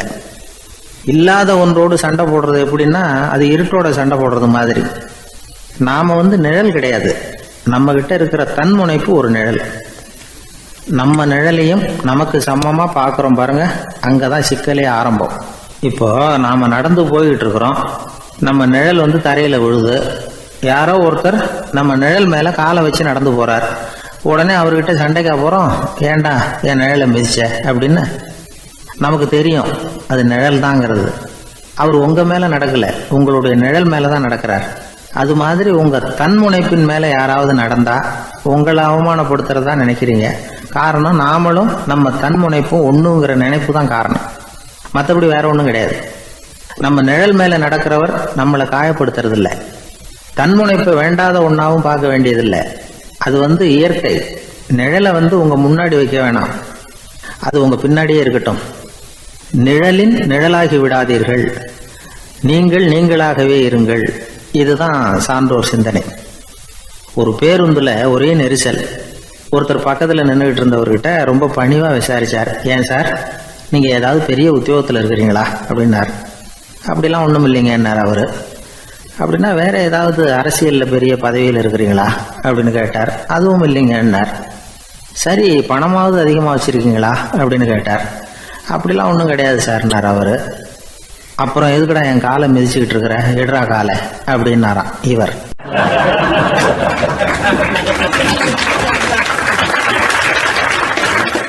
ஒரு ஊர்ல ஒரு பெரியவர் இருந்தார். அவர் ஒரு குரு. அவர் தொடர்ந்து தியான கூட்டங்கள் நடத்துவார். அந்த கூட்டத்தில் கலந்துக்கிறதுக்காக பல ஊர்களில் இருந்து சீடர்கள் நிறைய பேர் வருவாங்க போவாங்க. ஒரு நாள் அங்கே கூட்டம் நடந்துக்கிட்டு இருக்குது. அந்த சமயத்தில் சீடர்களில் ஒருத்தன் என்னத்தையே திருடி விட்டான். மற்ற சீடர்கள் அதை கவனிச்சுட்டாங்க. இவன் ஆப்பிட்டுக்கிட்டான். கூட்டம் முடிஞ்ச பிற்பாடு இவன் திருடின விஷயத்தை அந்த பெரியவர்கிட்ட போய் சொன்னாங்களாம். அவர் கவனத்துக்கு கொண்டுகிட்டு போனாங்க. ஆனால் அவர் இதை காதிலே போட்டுக்கல, கண்டுக்கவே இல்லை. போய் சொன்ன சீடர்களுக்கெல்லாம் ஏமாத்தமாக போயிட்டுது. என்ன இது, இவ்வளவு தூரம் நாம் கண்டுபிடிச்சி போய் சொல்கிறோம், அவர் கண்டுக்கவே மாட்டேங்கிறாரே அப்படின்னு ஒரு மாதிரி ஆகிட்டாங்க. இருந்தாலும் அதை பற்றி ஒன்றுமே சொல்லிக்கல, பேசாமல் இருந்துட்டாங்க. கொஞ்ச நாள் ஆச்சு. அதே ஆள் மறுபடியும் ஒரு திருட்டில் மாட்டிக்கிட்டான். சீடர்கள் மறுபடியும் அந்த குருக்கிட்ட விஷயத்தை சொன்னாங்க. அவர் அப்பவும் வழக்கம் போல் சும்மாவே இருந்துட்டார். இவர் இப்படி இருக்கிறத பார்த்ததும் அந்த சீடர்களுக்கு கோபம் வந்துட்டுது. உடனே அந்த சீடர்கள்லாம் ஒன்று கூடி பேசினாங்களாம். எல்லாருமா சேர்ந்து ஒரு விண்ணப்பம் தயார் பண்ணாங்க. அதை குருநாதர்கிட்ட கொண்டுட்டு போய் கொடுத்தாங்க. அந்த விண்ணப்பத்தில் இவங்க என்ன எழுதியிருக்கிறாங்க தெரியுமா? குருநாதர் அவர்களே, உடனே திருடனவன் மீது சட்ட நடவடிக்கை எடுக்கணும். நீங்கள் அப்படி அவனை இங்கே சேர்க்கக்கூடாது. நீங்கள் சேர்த்திங்கன்னா நாங்கள் இங்கே இருக்கிறத பற்றி யோசிக்க ஆரம்பிச்சிருவோம். அவனை இந்த மடத்தை விட்டே துரத்தி பண்ணணும். நீங்கள் அவனை வெளியில் அனுப்புங்க, இல்லைன்னா நாங்கள் அத்தனை பேரும் வெளியில் போயிடுறோம். இப்படி தான் அந்த விண்ணப்பத்தில் எழுதியிருக்கிறாங்க. குரு அந்த விண்ணப்பத்தை வாங்கி படித்து பார்த்தார். அதுக்கப்புறம் அதை எழுதின அத்தனை பேரையும் கூப்பிட்டாரு. எல்லாரும் இப்படி வாங்கன்னாரு. வந்தாங்க. இப்படி என் எதிரில் உட்காருங்கன்னார். உட்காந்தாங்க. அப்புறம் சொன்னார், இதை பாருப்பா, நீங்கள் எல்லாரும் புத்திசாலிகள். உங்களுக்கு எது நல்லது எது கெட்டதுங்கிறது நல்லா தெரியும். நீங்கள் மேற்கொண்டு ஏதாவது படிக்கணும்னு நினச்சா வேறு எங்கே வேணும்னாலும் போகலாம், அதுக்கு நான் தடை சொல்ல மாட்டேன். ஆனால் உங்களால் குற்றம் சாட்டப்பட்ட அவன் இருக்கானே, அவன் எப்படின்னா அவனுக்கு எது நல்லது எது கெட்டதுங்கிறதெல்லாம் தெரியாது. அதனால தான் திருடுறான். நீங்கள் சொல்கிறது மாதிரி அவனை அடித்து துரத்தி விடுறோம்னு வச்சுக்கோங்க, அவனுக்கு எப்படி நல்லது கெட்டது தெரியும்? அவனுக்கு அதை யார் சொல்லி கொடுக்கறது? அதனால் இங்கேயே இருக்கட்டும், அதுதான் சரி. இதுக்காக நீங்கள் எல்லாரும் என்னை விட்டுட்டு போனாலும் சரி, அவனை நான் விரட்ட மாட்டேன் அப்படின்னு விட்டாரான். இவ்வளவையும் திருடனை அந்த சீடன் கேட்டுக்கிட்டே இருந்திருக்கான். அவன் கண்களில் கண்ணீர். அப்படியே எழுந்திரிச்சு வந்தான். குரு காலில் விழுந்தான். அவன் கண்ணீரில் அவனது தீமை கழுவப்பட்டது அப்படிம்பாங்க. அதாவது சீடர்களுக்கு அந்த குருவோட பெருமை அப்போ தான் புரிஞ்சுதான். ஒரு நல்ல ஆசிரியர் இருக்காருன்னு வச்சுங்க, நல்லா படிக்கிற பையனுக்கு தான் பாடம் சொல்லி கொடுப்பேன்னா அது என்ன பெரிய விஷயமா? மோசமாக படிக்கிறவனையும் மாற்றி காட்டுறேங்கிறது தான் பெருமை. இந்த காலத்து குரு ஒருத்தர் ஒரு ஆசிரமம் வச்சு நடத்திட்டு வந்தார். நிறைய பேர் தினம் வருவாங்க போவாங்க. ஒரு நாள் ஒருத்தன் வந்தான். அந்த குரு முன்னாடி போய் நின்னான். ஐயா, என்ன உங்கள் சீடனாக ஏற்றுக்கணும்னா. அந்த குரு நிமிர்ந்து பார்த்தார். உன்னுடைய நோக்கம் என்னன்னு கேட்டார். ஐயா, உங்ககிட்ட கொஞ்ச நாள் இருந்தேன்னா நல்ல பழக்க வழக்கங்களை கற்றுக்கலாம், அதுக்கப்புறம் வெளியில் போய் ஒரு நல்ல தொழில் தொடங்கி வாழ்க்கையில் முன்னுக்கு வரணுங்கிறது தான் என்னோட நோக்கம் அப்படின்னா. நீ சொல்கிறது சரி, ஆனால் உன்னால் இங்கே நல்ல பழக்க வழக்கங்களை கற்றுக்க முடியலேன்னு வச்சுக்கோ அப்போ என்ன பண்ணுவேன் அப்படின்னு கேட்டார் அவர். அப்படி ஆச்சுன்னா என்ன, உங்களை மாதிரியே ஒரு ஆசிரமம் ஆரம்பித்து அதுக்கு குருவாக இருந்துட்டு போகிறேன் அப்படின்னு நானும்.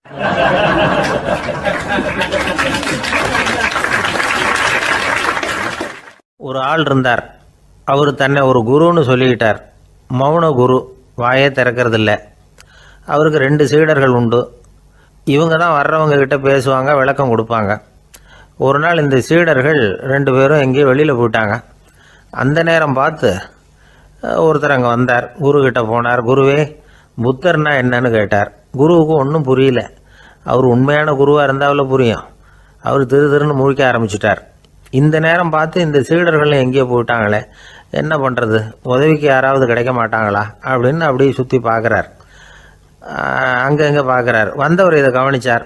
ஏதோ புரிஞ்சுக்கிட்ட ஒரு மாதிரி அடுத்த கேள்வி கேட்டார். தர்மம்னா என்ன சுவாமின்னார்.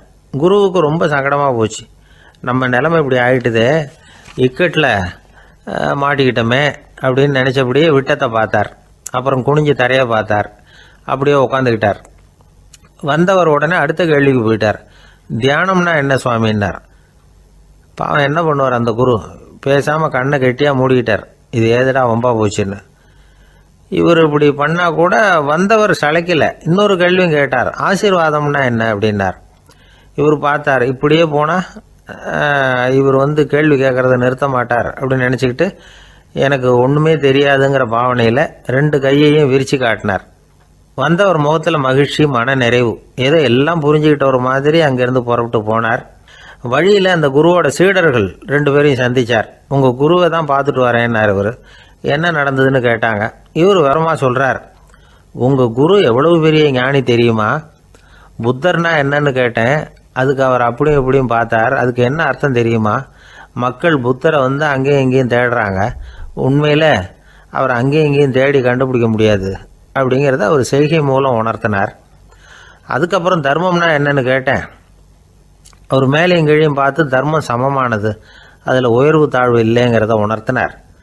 அதுக்கப்புறம் தியானம்னா என்னன்னு கேட்டேன். கண்ணை மூடிக்கிட்டார். கண்ணை மூடி காணுகிற அற்புதம் அது அப்படிங்கிறத புரிஞ்சுக்கிட்டேன். கடைசியாக ஆசீர்வதிக்கப்படுறது பற்றி கேட்டேன். கைகளை நீட்டி உதவுறது தான் அது அப்படிங்கிறத தன்னுடைய இருகை விரித்து உணர்த்தினார். எவ்வளோ பெரிய மகான் அவர் அப்படின்னு சொல்லிவிட்டு அவர் பாட்டுக்கு போயிட்டார். சீடர்கள் அதுக்கப்புறம் மெதுவாக குருக்கிட்ட சேர்ந்தாங்க. அவங்கள பார்த்ததும் குருவுக்கு கோபம் வந்துட்டுது. அடே பாவிகளா, எங்கடா போய் தொலைஞ்சிங்க, நான் ஒரு ஆளுகிட்ட மாட்டிக்கிட்டு என்ன பாடுபட்டிருக்கேன் தெரியுமான்னார். இது மாதிரி தான் நாம் சாதாரண மனிதர்களின் புற வேடங்களிலேயே மயங்கி போயிடுறோம். அவங்க பேச்சு, செய்கை, பார்வை இதிலெல்லாம் ஏதோ பெரிய தத்துவம் இருக்கிறதாக நினச்சிக்கிறோம். உண்மையிலேயே அந்த தத்துவங்கள் யாருக்கு சொந்தம்? அவங்களுக்கு இல்லை, நமக்கு தான் சொந்தம். நாம் தானே அதை கற்பிச்சுக்கிட்டோம். நாம் அடையாளம் கண்டுக்கிறதில்ல, நாம் யாருங்கிறது நமக்கு புரியறதில்ல. அதுதான் இன்றைக்கி நடக்கிறது. அதனால தான் அடுத்தவங்களை தேடி ஓடிக்கிட்டு இருக்கிறோம். சில வீடுகளில் கூட இது மாதிரி சைகைகள் உண்டு. சில குடும்ப தலைவர்கள் தினமும் காலையில் கண்ணை கெட்டியாக மூடிக்கிட்டு கை 2ஐயும் சுத்தமாக விரித்து வச்சுக்கிட்டே உட்காந்து தியானம் பண்ணுறது வழக்கம். எதுக்காக அப்படி பண்ணுறீங்கன்னு ஒருத்தரை பார்த்து கேட்டேன். இந்த மாதம் வாங்கின சம்பளம் பூரா தீர்ந்து போச்சு, இனிமேல் என் கையில் சுத்தமாக ஒன்றும் இல்லை, புதுசாக எதுவும் செலவு வச்சுடாதே அப்படிங்கிறத அப்படி உள்ளங்கை 2ஐயும் விரித்து காட்டி அவங்களுக்கு உணர்த்துறேன் அப்படின்னார்.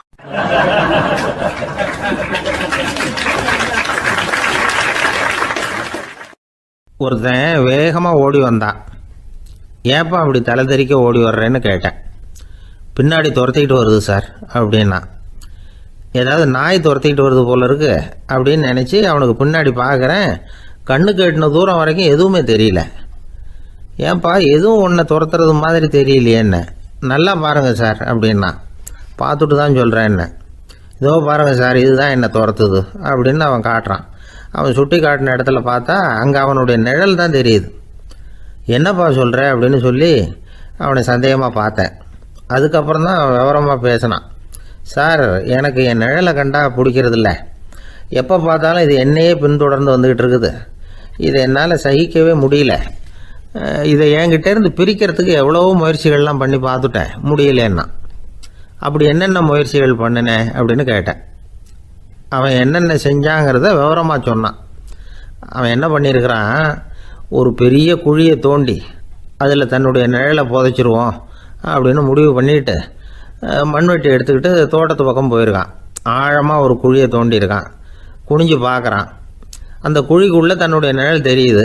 ஆஹா, இதுதான் சமயம், நிழல் இப்போ குழிக்குள்ளே இருக்குது, மண்ணை போட்டு மூடி போடலாம் அப்படின்னு நினச்சிக்கிட்டு கொஞ்சம் மண்ணை அள்ளி போட்டான். பார்த்தா இப்போ அந்த நிழல் அந்த மண்ணுக்கு மேலே வந்து நிற்கிது. இது ஏதுடா வம்பா போச்சு அப்படின்னு அவசரமாக மண்ணை வாரி போட்டு மூடி பார்க்குறான். குழி பூராவும் மூடி விட்டு பார்க்குறான். மறுபடியும் நிழல் மேலே வந்து உட்காந்துக்கிட்டு இருக்குது. சரி, இதை குழியில் புதைக்க முடியாது அப்படின்னு முடிவு பண்ணிட்டு இதை இங்கேயே இப்படியே விட்டுட்டு ஒரே ஓட்டமாக ஓடி போடுவோம் அப்படின்னு நினச்சி எடுத்தான் ஓட்டம். அது காலை நேரம். இவன் மேற்க நோக்கி ஓடிக்கிட்டு இருக்கிறான். ஓடி ஓடி பார்க்குறான், நிழல் இவனை விட வேகமாக இவனுக்கு முன்னாடி ஓடிக்கிட்டு இருக்கு. சரி, திரும்பி ஓடி பார்ப்போம் அப்படின்னு நினச்சிக்கிட்டு அப்படியே சடார்னு திரும்பி ஓட ஆரம்பித்தான். பார்த்தான், அப்பாடா நிழலை காணலை. கொஞ்சம் தூரம் ஓடி ஒரு இடத்துல நின்று அப்படியே சாவகாசமாக திரும்பி பார்க்குறான். பின்னாடி நின்றுக்கிட்டு இருக்குது நிழல். இப்படி ஓடி வந்து தான் இங்கே நம்ம முன்னாடி நின்று தன்னுடைய அவஸ்தையை சொல்லிகிட்டு இருக்கிறான். இந்த நிழலை துரத்துறது அல்லது வெட்டி விடுறது, இதுக்கு ஏதாவது வழி இருக்கா சொல்லுங்கள் சார் அப்படிங்கிறான். நமக்கு ஒன்றும் புரியல. அந்த நேரம் பார்த்து ஒரு பெரியவர் வந்தார். அவர்கிட்ட யோசனை கேட்டோம், என்ன செய்யலாம்னு. அவர் சொன்னார், இந்த பாருப்பா, நீ அங்கேயும் எங்கேயும் ஓடாத, அப்படியே கீழே படுத்துக்கொண்டார். அது நல்ல உச்சி வேலை. அவன் அப்படியே கீழே படுத்துக்கிட்டான். இப்போ அப்படி இப்படின்னு திரும்பி பார்க்குறான், நிழலை காணலை. அவன் இப்போ தான் நிம்மதியாக இருந்தான். இப்போ அந்த பெரியவர் சொன்னார், எல்லா மனிதர்களுமே இப்படி தான் ஓடிக்கிட்டு இருக்கிறாங்க. நான் எனது அப்படிங்கிற ஆணவம் தான் அவங்கள துரத்திக்கிட்டு இருக்கு. அதை விட்டுட்டு ஓடணும்னு நினச்சாலும் அது முன்னாடி வந்து நிற்கிது. பரம்பொருளை நோக்கி ஓடுறப்போ இந்த ஆணவம் பின்னாடி வந்துவிடுது. பரிபூர்ண சரணாகதிங்கிற நிலையில் அது முழுசுமாக மறைஞ்சுடுது. தன்னை உணர்கிற வேலை அது. அந்த நேரம் மனிதனுக்கு விடுதலை உணர்வு ஏற்படுகிற நேரம் அது. அப்படிப்பட்ட சுதந்திர மனிதர்களாக எல்லாரும் மாறி போயிட்டாங்கன்னா இந்த உலகமே இன்பமயம் அப்படின்னு ஒரு விளக்கம் கொடுத்தார் பெரியவர். நம்மளால் ஒருத்தர் வேகமாக ஓடி வந்துக்கிட்டு இருந்தான். ஏன்டா அப்படி ஓடி வர்ற அப்படின்னு கேட்டார் எதிரில் வந்தவர். ஆசை துரத்துது, அதுதான் ஓடி வர்றேன்னா. உனக்கு என்ன ஆசைன்னு கேட்டார். எனக்கு ஒன்றும் ஆசை இல்லைங்க, என்னை எப்படியாவது பிடிச்சுடணும்னு போலீஸ்காரங்களுக்கு ஆசை. அந்த ஆசை இப்போ என்னை துரத்தி பின்னாடி வந்துக்கிட்டு இருக்குது. அதுதான் தப்பிச்சு வந்துக்கிட்டு இருக்கிறேன். குறுக்க நிற்காதீங்க சார், வழியை விடுங்க அப்படின்னு சொல்லிவிட்டு வேகமாக ஓடி மறைஞ்சான்.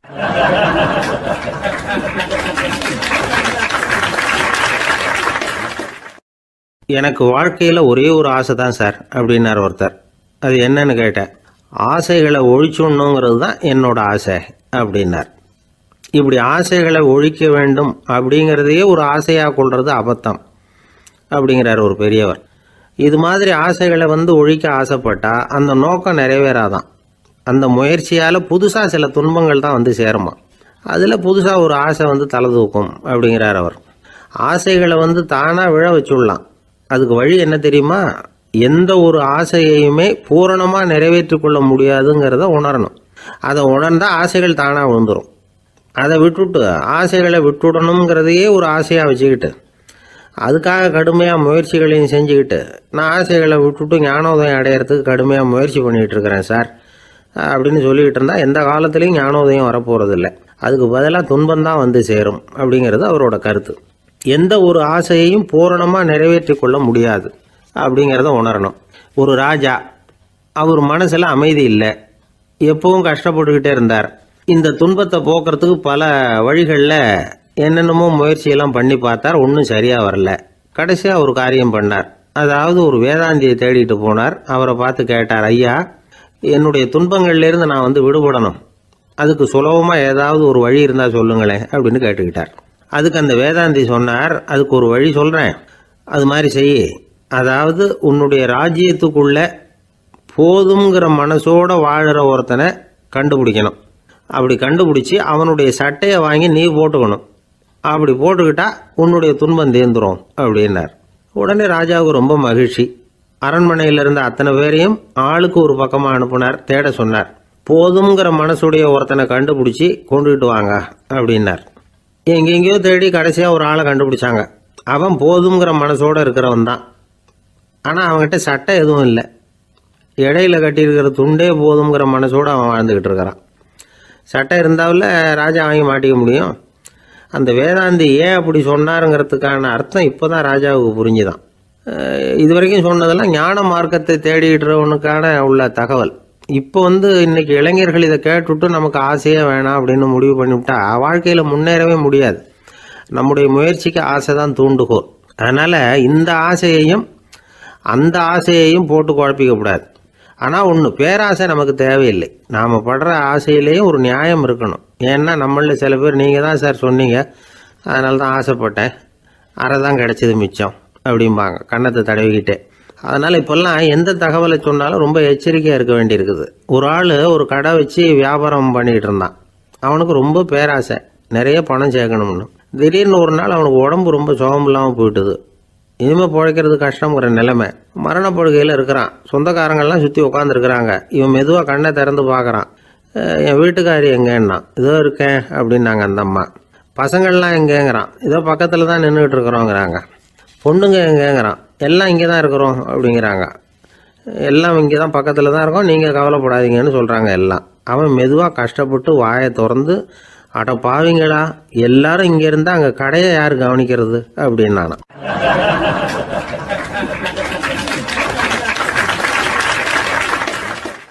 ஜப்பானில் உள்ள ஒரு புத்த விகாரை. அங்கே ஒரு வயசான பௌத்த குரு தங்கியிருக்கிறார். ஒரு நாள் ராத்திரி கடுமையான குளிர். அவரால் தாங்க முடியல. பார்த்தார், மரத்தில் செஞ்ச புத்த சிற்பங்கள் அங்கே நிறைய இருந்தது. அதில் ஒன்றை எடுத்து அதுக்கு தீ மூட்டி அந்த நெருப்பில் குளிர் காஞ்சிக்கிட்டு இருக்கிறார். மர சிற்பம் தீ வச்சதும் படபடன்னு வெடிக்க ஆரம்பிச்சுட்டுது. அந்த சத்தத்தை கேட்டதும் அந்த புத்த விகாரையின் குருக்கள் வெளியில் ஓடி வந்தார். இவர் ஆனந்தமாக குளிர் காஞ்சிக்கிட்டு இருக்கிறார். அவரால் பொறுத்துக்க முடியல. தெருவில் தெரிஞ்சுக்கிட்டு இருந்த அந்த பெரியவரை இங்கே தங்க அனுமதித்ததே அவர் தான். இவர் இப்படி பண்ணுறாருன்னு நினச்சிக்கிட்டே அவரை கோபமாக பார்த்தார். ஏன் இப்படி கோபமாக பார்க்குறீங்க, இப்படி உட்காருங்க அப்படிங்கிறாரு இவர். அவருக்கு இன்னமும் கோபம் வந்துட்டுது. எங்கள் கடவுளை எரிச்சுட்டீங்களே அப்படின்னு சத்தம் போட்டாராம். அப்படியா அப்படின்னு கேட்டுக்கிட்டே அந்த சாம்பலை கிளறினார் இவர். என்ன செய்கிறீங்கன்னு கேட்டிருக்காரு அவர். நான் எலும்புகளை தேடுறேன்னாராம். நீங்கள் ஒரு பைத்தியம், இது ஒரு மர சிற்பம், இதில் எலும்புகள் கிடையாது அப்படின்னாராம். அவருக்கு கோபம் வந்துட்டுது. உடனே வெளியில் போங்கன்னு கத்தியிருக்கார். வெளியில் தள்ளி கதவையும் சாத்தி விட்டாராம். மறுநாள் காலையில் கதவை திறந்து பார்த்தா அந்த வயசான பெரியவர் ஒரு மயில்கல் மேலே சில காட்டு பூக்களை வச்சு புத்தம் சரணம் கச்சாமின்னு சொல்லிக்கிட்டே இருக்கிறார். இவருக்கு சந்தேகமாக போட்டுது. கிட்ட போனார். என்ன செஞ்சுக்கிட்டு இருக்கீங்கன்னு கேட்டார். இது என்னுடைய காலை நேர பிரார்த்தனைனாராம். நிஜமாகவே நீங்கள் ஒரு பைத்தியமாக தான் இருக்கணும், ஏன்னா அது ஒரு மயில்கல் அப்படின்னாராம். இப்போ அந்த பெரியவர் சொன்னாராம், நீங்கள் ஒரு மரத்தை புத்தராக நினைக்கும் பொழுது நான் ஏன் ஒரு மயில்கல்ல புத்தராக நினைக்கக்கூடாது? நான் புத்தரை எரிக்கலாம், ஏன்னா அவரை நான் நேசிக்கிறேன். அந்த சிற்பம் மரத்தால் ஆனதுங்கிறது எனக்கு தெரியும். நான் ஒரு மயில்கல்லை தொழலாம், ஏன்னா அது எனது பூக்களை தாங்குது. நான் இந்த மயில்கல்லுக்குள்ளே மறைஞ்சிருக்கிற புத்தரை பார்க்குறேன். யாராவது ஒரு சிற்பி இதை சிலையாக்கினாதான் நீங்கள் புத்தரை பார்க்க முடியும். அன்னைக்கு ரொம்ப குளிராக இருந்தது. நான் எனக்குள்ளே இருக்கிற புத்தரையும் பாதுகாக்கணும். உள்ளே இருக்கிற புத்தரை காப்பாற்றுறதுக்காக வெளியில் உள்ள புத்தரை எரிக்கலாம், அதில் ஒன்றும் தப்பு இல்லை. அது அவருடைய போதனையிலேயே இருக்குது. உனக்குள் ஜோதியாக இரு அப்படிங்கிறது அவருடைய போதனை. என்னுடைய புத்தர் குளிரில் நடுங்கிட்டு இருந்தார். அந்த மர சிற்பங்கள் வெயில் மழையில் உணர்ச்சி இல்லாமல் இருந்தது, அதனால் அப்படி பண்ணினேன். ஆனால் நீங்கள் என்ன பண்ணீங்க? நான் ஒரு மர புத்தரை எரிச்சதுக்காக உயிருள்ள புத்தரை வெளியில் தள்ளி கதவை சாத்தினீங்க அப்படின்னாராம் அந்த பெரியவர்.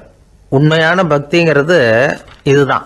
அதாவது உனக்குள் ஜோதியாக இரு அப்படின்னு புத்தர் சொன்னார் இல்லையா, அது மாதிரி தனக்குள் ஜோதியாக இருக்கிற இந்த காலத்து ஆசாமிகள் நிறைய பேர் உண்டு. எப்பவும் போதையிலேயே இருக்கிறவங்க. ஒரு நாள் நடு ராத்திரி ஒரு மது கடையில் ஒரு ஆள் அங்குள்ள சிப்பந்திகள் கிட்ட கேட்டுக்கிட்டு இருக்கிறான். மறுபடியும் இந்த கடை எப்போ திறப்பாங்கன்னு கேட்டானா. நாளைக்கு காலையில் 8 மணிக்கு திறப்பாங்க அப்படின்னு நானும் அங்கே இருந்த ஆள். அவன் திருப்பி திருப்பி அதையே கேட்டுக்கிட்டு இருக்கான். இவனுக்கு பதில் சொல்லி சொல்லி அழுத்து போச்சு. அதான் சொல்கிறேன் ஐயா, நாளைக்கு காலையில் வா அப்படின்னாங்களாம். அதுக்கு இவன், நான் வர்றதுக்காக கேட்கலையா, நேத்திக்கு வந்தவன் உள்ளேயே மாட்டிக்கிட்டேன், வெளியில் போகிறதுக்காக கேட்டேன் அப்படின்னானான்.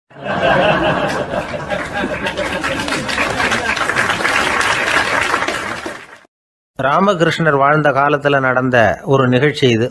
அப்போது ஒரு ஓவியர் இருந்தாராம். அவருக்கு ஒரு ஆசை, ராமகிருஷ்ணர் படத்தை வரையணும், அதை அவர்கிட்டயே கொண்டுட்டு போய் காட்டி அபிப்பிராயம் கேட்கணும். இதுதான் அந்த ஓவியரின் ஆசை. உடனே ராமகிருஷ்ணர் படத்தை வரைஞ்சி முடித்தார். அதை எடுத்துக்கிட்டு போனார். இவர் போன சமயம் அங்கே ராமகிருஷ்ணர் சீடர்களோடு உட்காந்துருக்கிறார். விவேகானந்தர் அங்கே இருக்கிறார். இந்த ஓவியர் கொண்டுகிட்டு போய் தான் வரைந்த ஓவியத்தை அவர்கிட்ட காட்டினார். ராமகிருஷ்ண பரமஹம்சரின் ஓவியத்தை ராமகிருஷ்ணர்கிட்டயே காட்டுறார். ராமகிருஷ்ணர் என்ன பண்ணார் தெரியுமா? அந்த படத்தை பார்த்தார். உடனே அது காலை தொட்டார். குருதேவருடைய இந்த செயல் சீடர்களுக்கு ரொம்ப வியப்பை உண்டு பண்ணிச்சு. சில பேர் மனசுக்குள்ளேயே ரொம்ப குழம்பி போக ஆரம்பிச்சிட்டாங்க, என்ன இப்படி பண்ணுறாருன்னு. என்ன இது அவரோட படம், அவரே அவரோட படத்தின் காலை தொடுறார் அப்படின்னு யோசித்தாங்க. சில பேர் ஒன்றும் புரியாமல் ஒருத்தர் பார்த்து சிரிச்சுக்கிட்டாங்க. அந்த இடத்துல சீடர்கள் மட்டும் இல்லை, சீடர் அல்லாத பல பேர் இருந்தாங்க. தன்னுடைய காலை தானே தொடர இவருடைய செயல் பற்றி என்ன நினைக்கிறது அப்படின்னு அவங்களும் குழம்பி போய் நிற்கிறாங்க. அந்த படத்தை வரைஞ்சி அவர்கிட்ட காட்டின அந்த ஓவியருக்கும் அதிர்ச்சி. இருந்தாலும் அவர் சீடர் கிடையாது. அதனால் கொஞ்சம் துணிச்சலை வரவழைச்சிக்கிட்டு கேட்டார், என்னங்க இது, என்னால் என்னுடைய கண்களையே நம்ப முடியல. இது உங்கள் சொந்த உருவப்படம், நீங்கள் உங்கள் சொந்த கால்களையே தொடுறீங்க, இது எங்களுக்கு கொஞ்சம் சங்கடமாக இருக்குதே அப்படின்னார். ராமகிருஷ்ணரின் கண்களில் ஆனந்த கண்ணீர் வழிஞ்சுதான். அவர் சொன்னாராம், இது என்னோட படம்ங்கிறது எனக்கு தெரியும், ஆனால் இது என்னோட படம்ங்கிறதுனால நான் இதோட காலை தொடலை. நீ என்னுடைய சமாதி நிலையை இந்த படத்தில் படம் பிடிச்சி காட்டியிருக்கிற, அதனால் அதோட காலை தொடறேன். சமாதி நிலையில் யார் இருந்தாலும், அது என்னுடைய படமாக இருந்தாலும் சரி அல்லது வேறு யாருடைய படமாக இருந்தாலும் சரி, படம் யாருதுங்கிறது முக்கியம் இல்லை. இதில் எது முக்கியம்னா அது தன்னை உணர்ந்த ஒரு உணர்நிலையின் படம். அப்படி இருக்கிறப்போ அதோட காலை நான் தொடணும். அதுக்கு நீங்கள் எல்லாரும் ஏன் சங்கடப்படுறீங்கன்னு எனக்கு தெரியல அப்படின்னாராம். இப்போ தான் அங்கே இருந்த சீடர்களுக்கும் மற்றவங்களுக்கும் விவரம் புரிஞ்சுதான். இதுக்கு முன்னாடி யாரும் செய்யாததை இவர் செஞ்சிருக்கிறார், ஆனால் அவருடைய காரணம் ரொம்ப நியாயமானது அப்படிங்கிறத உணர்ந்தாங்களாம். இதுவரைக்கும் ஆன்மீகத்தில் சமாதி நிலை, அதாவது தன்னை உணர்ந்த நிலை பற்றி புரிஞ்சுக்கிட்டோம். இல்லறத்தில் ஏற்படக்கூடிய சமாதி நிலை பற்றி உங்களுக்கு தெரியுமா? ஒரு அம்மா டாக்டர்கிட்ட வந்து சொன்னாங்களாம், டாக்டர், என் வீட்டுக்காரருக்கு உடம்புல ஏதோ கோளாறுன்னு நினைக்கிறேன், நான் எவ்வளவு நேரம் பேசினாலும் காதில் விழாதது மாதிரி உட்காந்துருக்கிறார் அப்படின்னு ஆகலாம். அதுக்கு அந்த டாக்டர் சொன்னாராம், அம்மா, அது உடம்பு கோளாறு இல்லை, அது ஒரு பெரிய திறமை அப்படின்னாராம்.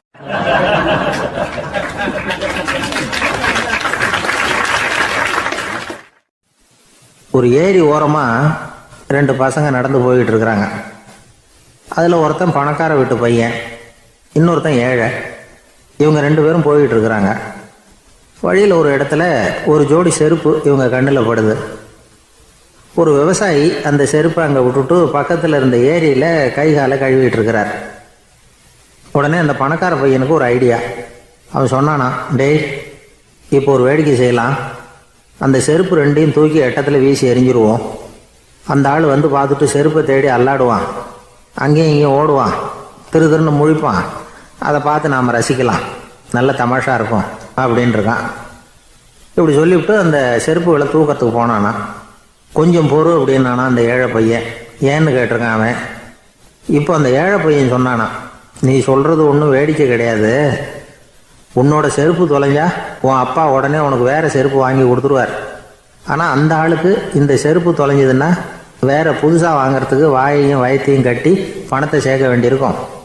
அதனால் நான் ஒரு வேடிக்கை சொல்கிறேன், அது மாதிரி செய், அது இன்னமும் தமாஷா இருக்கும் அப்படின்னானா. எப்படி அது சொல்லுன்றிருக்கான் அவன். செருப்பு 2ம் அது இருக்கிற இடத்துலையே இருக்கட்டும், உன் சட்டை பையிலிருந்து ஒரே ஒரு ரூபா நாணயத்தை எடு, அதை அந்த செருப்பு மேலே அதோட குதிகால் பகுதியில் வச்சுட்டு நாம் 2 பேரும் அந்த மரத்துக்கு பின்னாடி ஓடி போய் மறைஞ்சு நின்றுக்குவோம், அப்புறம் பாரு வேடிக்கை அப்படின்னா. அதே மாதிரி ₹1 காசு செருப்பு மேலே வச்சுட்டு இவங்க 2 பேரும் மறைஞ்சு நின்றுக்கிட்டாங்க. கொஞ்ச நேரத்தில் அந்த விவசாயி வந்தார். காலில் உள்ள மண்ணை தட்டிவிட்டு செருப்பை மாட்டுறதுக்காக போனார். அங்கேருந்து காசு கண்ணில் போட்டுவிட்டுது. அவருக்கு ஆச்சரியமாக போச்சு. அதை கையில் எடுத்து பார்க்குறார். 4 பக்கமும் திரும்பி பார்க்குறார், யார் இதை வச்சுருப்பான்னு. கடைசியில் ஆகாயத்தை பார்க்குறார். ஆண்டவா, இது உன்னோட கருணை தான், நீ தான் யாரோ புண்ணியவான் மனசில் தர்மம் பண்ணுற எண்ணத்தை உண்டாக்கி இருக்கிற அந்த புண்ணியவான் நல்லா இருக்கணும் அப்படின்னு வாழ்த்தி அந்த காசை கண்ணில் ஊற்றிக்கிட்டாராம். மறைஞ்சிருந்து பார்த்துக்கிட்டு இருந்த ஏழை பையன் இப்படி சொன்னான், பாத்தியா உன்னை புண்ணியவான்னு வாழ்த்திக்கிட்டு போகிறார் அந்த ஆள், அவருக்கும் சந்தோஷம், அதை பார்த்து நமக்கும் சந்தோஷம். உனக்கு 1 ரூபாங்கிறது ஒரு பெரிய விஷயம் இல்லை, ஆனால் அதனால் நமக்கு கிடைச்சிருக்கிற மகிழ்ச்சி ரொம்ப உயர்வானது அப்படின்னு நானும். வேடிக்கையும் கிண்டலும் இது மாதிரி அடுத்தவங்களுக்கு இடைஞ்சலாக இல்லாமல் இருக்கணும் அப்படிங்கிறார் கலைவாணர். ஆனால் பாருங்கள், அவருக்கே இடைஞ்சலாக வர்ற விஷயங்களை கூட அவர் வேடிக்கையாக தான் எடுத்துக்கிட்டாராம். ஒரு தடவை ஒருத்தர் கலைவாணர்கிட்ட வந்து, ஐயா என் குழந்தை செத்து போச்சு அப்படின்னு சொல்லி அழுதாராம். உடனே இவர் அவருக்கு 100 ரூபா பணத்தை கொடுத்து, இந்தாங்க அடக்கம் செய்யுங்க அப்படின்னு சொல்லி அனுப்பி வச்சாராம். 1 வருஷம் கழித்து மறுபடியும் அதே ஆள் வந்திருக்கார். இவர் மறந்துருப்பாருங்கிற நினப்பில், அண்ணே என் குழந்தை இறந்து போச்சுண்ணே அப்படின்னாராம். இவர் மறுபடியும் 100 ரூபா கொடுத்து ஆறுதல் சொல்லி அனுப்பி வச்சாராம். 7-8 மாதம் கழித்து மறுபடியும் அதே ஆள் வந்திருக்கார். அவர் வாயை திறக்கிறதுக்கு முன்னாடியே இவர் 100 ரூபாய் அவர் கையில் வச்சு, போன 2 தடவை தான் குழந்தை செத்து போச்சு, இந்த தடவையாவது அதை சாகாமல் காப்பாற்றி விடு அப்படின்னு சொல்லி அனுப்பி வச்சாராம். அதுக்கப்புறம் அந்த ஆள் வர்றதே இல்லையா.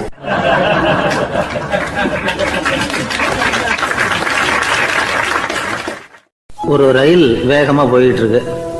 அது ஒரு ரயில்வே ஸ்டேஷனில் கொஞ்ச நேரம் நின்றுது. அப்போ அதில் ஒரு ஆள் ஏறினார். தலையில் ஒரு மூட்டையை வச்சுருந்தார். மூட்டையை தலையில் சுமந்துக்கிட்டே உள்ளே வந்தார். மூட்டையை தலையில் சுமந்துக்கிட்டே ஒரு இடத்துல உட்காந்தார். ரயில் மறுபடியும் புறப்பட்டுது. இவர் தன் தலையில் இருந்த மூட்டையை கீழே இறக்கி வைக்கணும்ல, வைக்கல, சுமந்துக்கிட்டே வரார். எதிரில் உட்காந்துருந்தவர் கேட்டார், ஏங்க ஏன் இப்படியே உட்காந்துருக்குறீங்க தலையில் மூட்டையை வச்சுக்கிட்டு, மூட்டையை கீழே இறக்கி வைக்கலாமே அப்படின்னார்.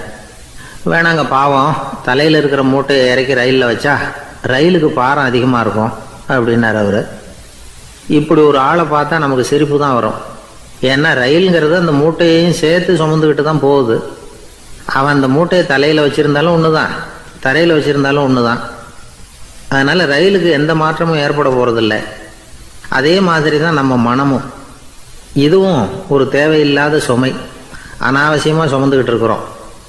இதை கீழே இறக்கி வச்சுட்டா வாழ்க்கை பிரயாணம் சுகமாக இருக்கும். ரயில் பிரயாணம் பண்ணுற அந்த ஆள் மூட்டையை சுமக்கிறான், வாழ்க்கை பிரயாணம் பண்ணுற நாம மனசை சுமக்கிறோம். இது ரெண்டுக்கும் எந்த வித்தியாசமும் இல்லை. மனசை கீழே இறக்கி வச்சுட்டா பாரம் இல்லாமல் வாழலாம், பறவைகள் மாதிரி பறக்கலாம், குழந்தைகள் மாதிரி கள்ளங்கபடம் இல்லாமல் வாழலாம். இந்த வெளி உலகத்தில் நாம் நிலை பெற்று இருக்கணும், வேரூன்றி இருக்கணும். அதே சமயம் நம்முடைய உள்வெளியில் ஆன்மீக வாழ்க்கையில் பாரம் இல்லாமல் இருக்கணும். அப்போ பறக்கணும், நதியை போல் ஓடணும், மிதக்கணும், பயணம் சுகமாக இருக்கும், களைப்பு தெரியாது, கவலை தெரியாது. ஒரு சீடன் போதி தர்மரை நாடி வந்தான். குருவே, நீங்கள் என்ன வெறுமையாக இருக்க சொன்னீங்க, நான் இப்போ மறுபடியும் வெறுமையானவன் ஆகிட்டேன், அதனால் இப்போ என்ன செய்ய சொல்கிறீங்க என்ன அப்படின்னு சொல்லி நின்னான். உடனே அந்த குரு பக்கத்தில் இருந்த ஒரு குச்சியை எடுத்து அவன் தலையில் அடித்து, போய் அந்த வெற்றுத்தன்மையையும் வீசி எறிந்து விட்டு வா அப்படின்னார். நான் இப்போ காலியாக இருக்கிறேன்னு ஒருத்தன் சொல்கிறான்னு வச்சுங்க, அது உண்மை இல்லை. ஏன்னா இன்னமும் அதில் நான்கிற எண்ணம் இருக்குது. எந்த சிந்தனையும் இல்லாமல் இருக்கிறது கடினம்தான். ஆனாலும் மனிதன் அதில் உள்ள நுட்பத்தை புரிஞ்சுக்கிட்டான்னா, இவ்வளவு தூரம் தூக்கி சுமந்துக்கிட்டு வந்த அந்த மனதின் முட்டாள்தனத்தை அவனே பார்த்துட்டு சிரிப்பான். இதுதான் பெரியவங்க சொல்லியிருக்கிற ஆலோசனை. நம்மால் ஒருத்தன் தலையில் ஒரு பெரிய மூங்கில் கூடையோடு ரயிலில் உட்காந்தான். கூடை தலையில் இருந்தது, கீழே இறக்கி வைக்கல. எதிரில் இருந்தவர் கேட்டார், ஏங்க எதுக்காக அதை அனாவசியமாக சுமந்துக்கிட்டே இருக்கீங்க, கீழே இறக்கி வைங்களேன்னார். இல்லைங்க, நான் வீட்டை விட்டு புறப்படும் பொழுதே என் பையன் சொல்லிவிட்டான், கூடையை தலையை விட்டு இறக்கக்கூடாதுன்னு அப்படின்னார். அவன் சின்ன பையன், விவரம் இல்லாமல் சொல்லியிருப்பான். இப்போ என்ன நேரில் வந்தால் பார்த்துக்கிட்டு இருக்கிறான், நீங்கள் இறக்கி வைங்கன்னார் அவர். அவன் நேரில் பார்த்துக்கிட்டு இல்லை, இருந்தாலும் நான் இந்த கூடையை கீழே இறக்கி வச்சா அது அவனுக்கு தெரிஞ்சிடும் அப்படின்னாரு இவர். அது எப்படின்னார் அவர். அவன் தனக்கு டிக்கெட் வாங்க வேணாம்னு சொல்லி இப்போ இந்த கூடைக்குள்ளே தான் உட்காந்துருக்கிறான் அப்படின்னார் இவர்.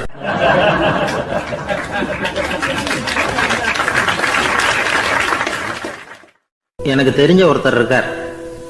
அவர் ஒரு பெரிய காவல்துறை அதிகாரி, ரொம்ப கண்டிப்பானவர். அவரை கண்டாவே எல்லாரும் பயப்படுவாங்க. அப்படிப்பட்டவர் வீட்டுக்கு போனால் அப்படியே அடியோட மாறிடுவார். அங்கே போய் பார்த்தீங்கன்னா குழந்தைகளோட குழந்தையா அவர் விளையாடிக்கிட்டு இருப்பார். அலுவலக சமயத்தில் பார்த்தீங்கன்னா குதிரை முதுகில் அவர் உட்காந்துருப்பார். வீட்டில் பார்த்தீங்கன்னா அவர் முதுகில் குழந்தை உட்காந்துருக்கும். அவர் குதிரை மாதிரி போயிட்டு இருப்பார். இது எப்படிங்க முடியுது உங்களால் அப்படின்னு கேட்டாங்க. அது ஒன்றும் இல்லை, இங்கே வீட்டுக்கு வந்த உடனே என்னோட மனசை தனியாக எடுத்து வச்சிருவேன் அப்படின்னார். அது என்னங்க உங்கள் சட்டப்பையிலையா இருக்குது மனசு, அது தனியாக எடுத்து வைக்கிறதுக்கு அப்படின்னு கேட்டாங்க. அப்படி இல்லைங்க, இது ஒரு பயிற்சி, மனப்பயிற்சி, அவ்வளவுதான் அப்படின்னார். இப்படி சமயம் பார்த்து மனசை தனியாக வச்சுவிட தெரிஞ்சவங்க வாழ்க்கையில் எப்பவும் உற்சாகமாக இருப்பாங்க அப்படிங்கிறது பெரியவங்க கருத்து. ஒரு டாக்டர் ஆஸ்பத்திரியில் இருக்கிற வரைக்கும் டாக்டராக இருக்கலாம். அவர் மனைவிகிட்டையும் அவர் டாக்டராக இருக்க வேண்டிய அவசியம் இல்லை. ஒரு வக்கீல் கோர்ட்டில் இருக்கிற வரைக்கும் வக்கீலாக இருக்கலாம். வீட்டுக்கு வந்ததுக்கு அப்புறமும் வக்கீலாக இருக்க வேண்டிய அவசியம் கிடையாது. வீட்டில் குழந்தைகள்கிட்ட விளையாடும் பொழுதும் அதுகள்கிட்ட ஃபீஸு கேட்டுக்கிட்டு இருக்கக்கூடாது. நாம் எப்படி இருக்கணும்னு பெரியவங்க சொல்கிறாங்கன்னா, மனசோட சேரக்கூடாதான். அப்படி சேராமல் வாழ்க்கையை கவனிக்கணுமா. மனசை அப்படியே தனியாக எடுத்து பக்கத்தில் வச்சுடணும். அப்படின்னா அதை அப்படியே தூக்கி எறிஞ்சுடு அப்படின்னு அர்த்தம் இல்லை. ஏன்னா மனசுங்கிறது நமக்கு உபயோகப்படக்கூடிய ஒன்று தான். எப்போ எப்போ அது தேவையோ அப்பப்போ எடுத்து உபயோகப்படுத்திக்கணும். தேவைப்படுறப்போ எடுத்து கண்ணாடியை மாட்டிக்கிறோம்ல, படிக்கும் பொழுது கண்ணாடி தேவைப்படுது, எடுத்து மாட்டிக்கிறோம் இல்லையா, அது மாதிரி கணக்கு போடுறதுக்கு மனசு தேவை. கடைக்கு போய் ஒரு பொருள் வாங்குகிறோம், காசு கொடுக்குறோம், மீதி சில்லறை சரியாக இருக்கா அப்படின்னு எண்ணி பார்த்து வாங்க வேண்டியிருக்கு. அந்த சமயத்தில் மனசை எடுத்து தனியாக வச்சுட்டேன் அப்படின்னு சொல்லிகிட்டு இருக்கக்கூடாது. பரீட்சைக்கு படிக்க வேண்டியிருக்குது, படித்ததையெல்லாம் அப்படியே நினைவில் வச்சுக்க வேண்டியிருக்கு. அந்த சமயத்தில் மனசை தூக்கி எறிஞ்சுட்டேன் சார் அப்படின்னு சொல்லிகிட்டு இருக்கக்கூடாது. அப்படி சொன்னால் பரீட்சை நம்மளை தூக்கி எறிஞ்சிடும். அதனால் தேவைப்படுறப்போ மனசை உபயோகப்படுத்தணும், தேவையில்லாதப்போ அதை தனியாக ஓய்வு எடுத்துக்க விட்டுடணும். இப்படி நாம் பழக்கப்படுத்திக்கிட்டா வாழ்க்கைங்கிறது நமக்கு புதுசாக தெரியுமா. மனசுக்கும் ஒரு சக்தி கிடைக்கும். எந்திரங்களுக்கு ஓய்வு கொடுக்குற மாதிரி மனசுக்கும் ஓய்வு கொடுக்கணும், இல்லைன்னா அது களைச்சி போயிடும். குழந்தைகள் மனசை சுமந்துக்கிட்டு இருக்கிறது இல்லை. இது முதியவர்கள் குழந்தைகள்கிட்டே இருந்து கற்றுக்க வேண்டிய ஒரு பாடம். ஆனாலும் இந்த கால குழந்தைகள்கிட்ட ரொம்ப எச்சரிக்கையாக இருக்க வேண்டியிருக்கு. ஒரு தாத்தாவும் பேரனும் விளையாடிக்கிட்டு இருக்கிறாங்க. தாத்தா, எனக்கு சைக்கிள் ஓட்ட கற்றுக் கொடு அப்படிங்கிறான் பேரன். சைக்கிள் உயரம் கூட இல்லை, அதுக்குள்ளே சைக்கிள் ஓட்டணுமா அப்படின்னார் தாத்தா. ஏன் தாத்தா, ரயில் ஓட்டுறாரு, அவர் என்ன ரயில் நீளமாக இருக்கார் அப்படின்னு கேட்டானா அந்த பையன்.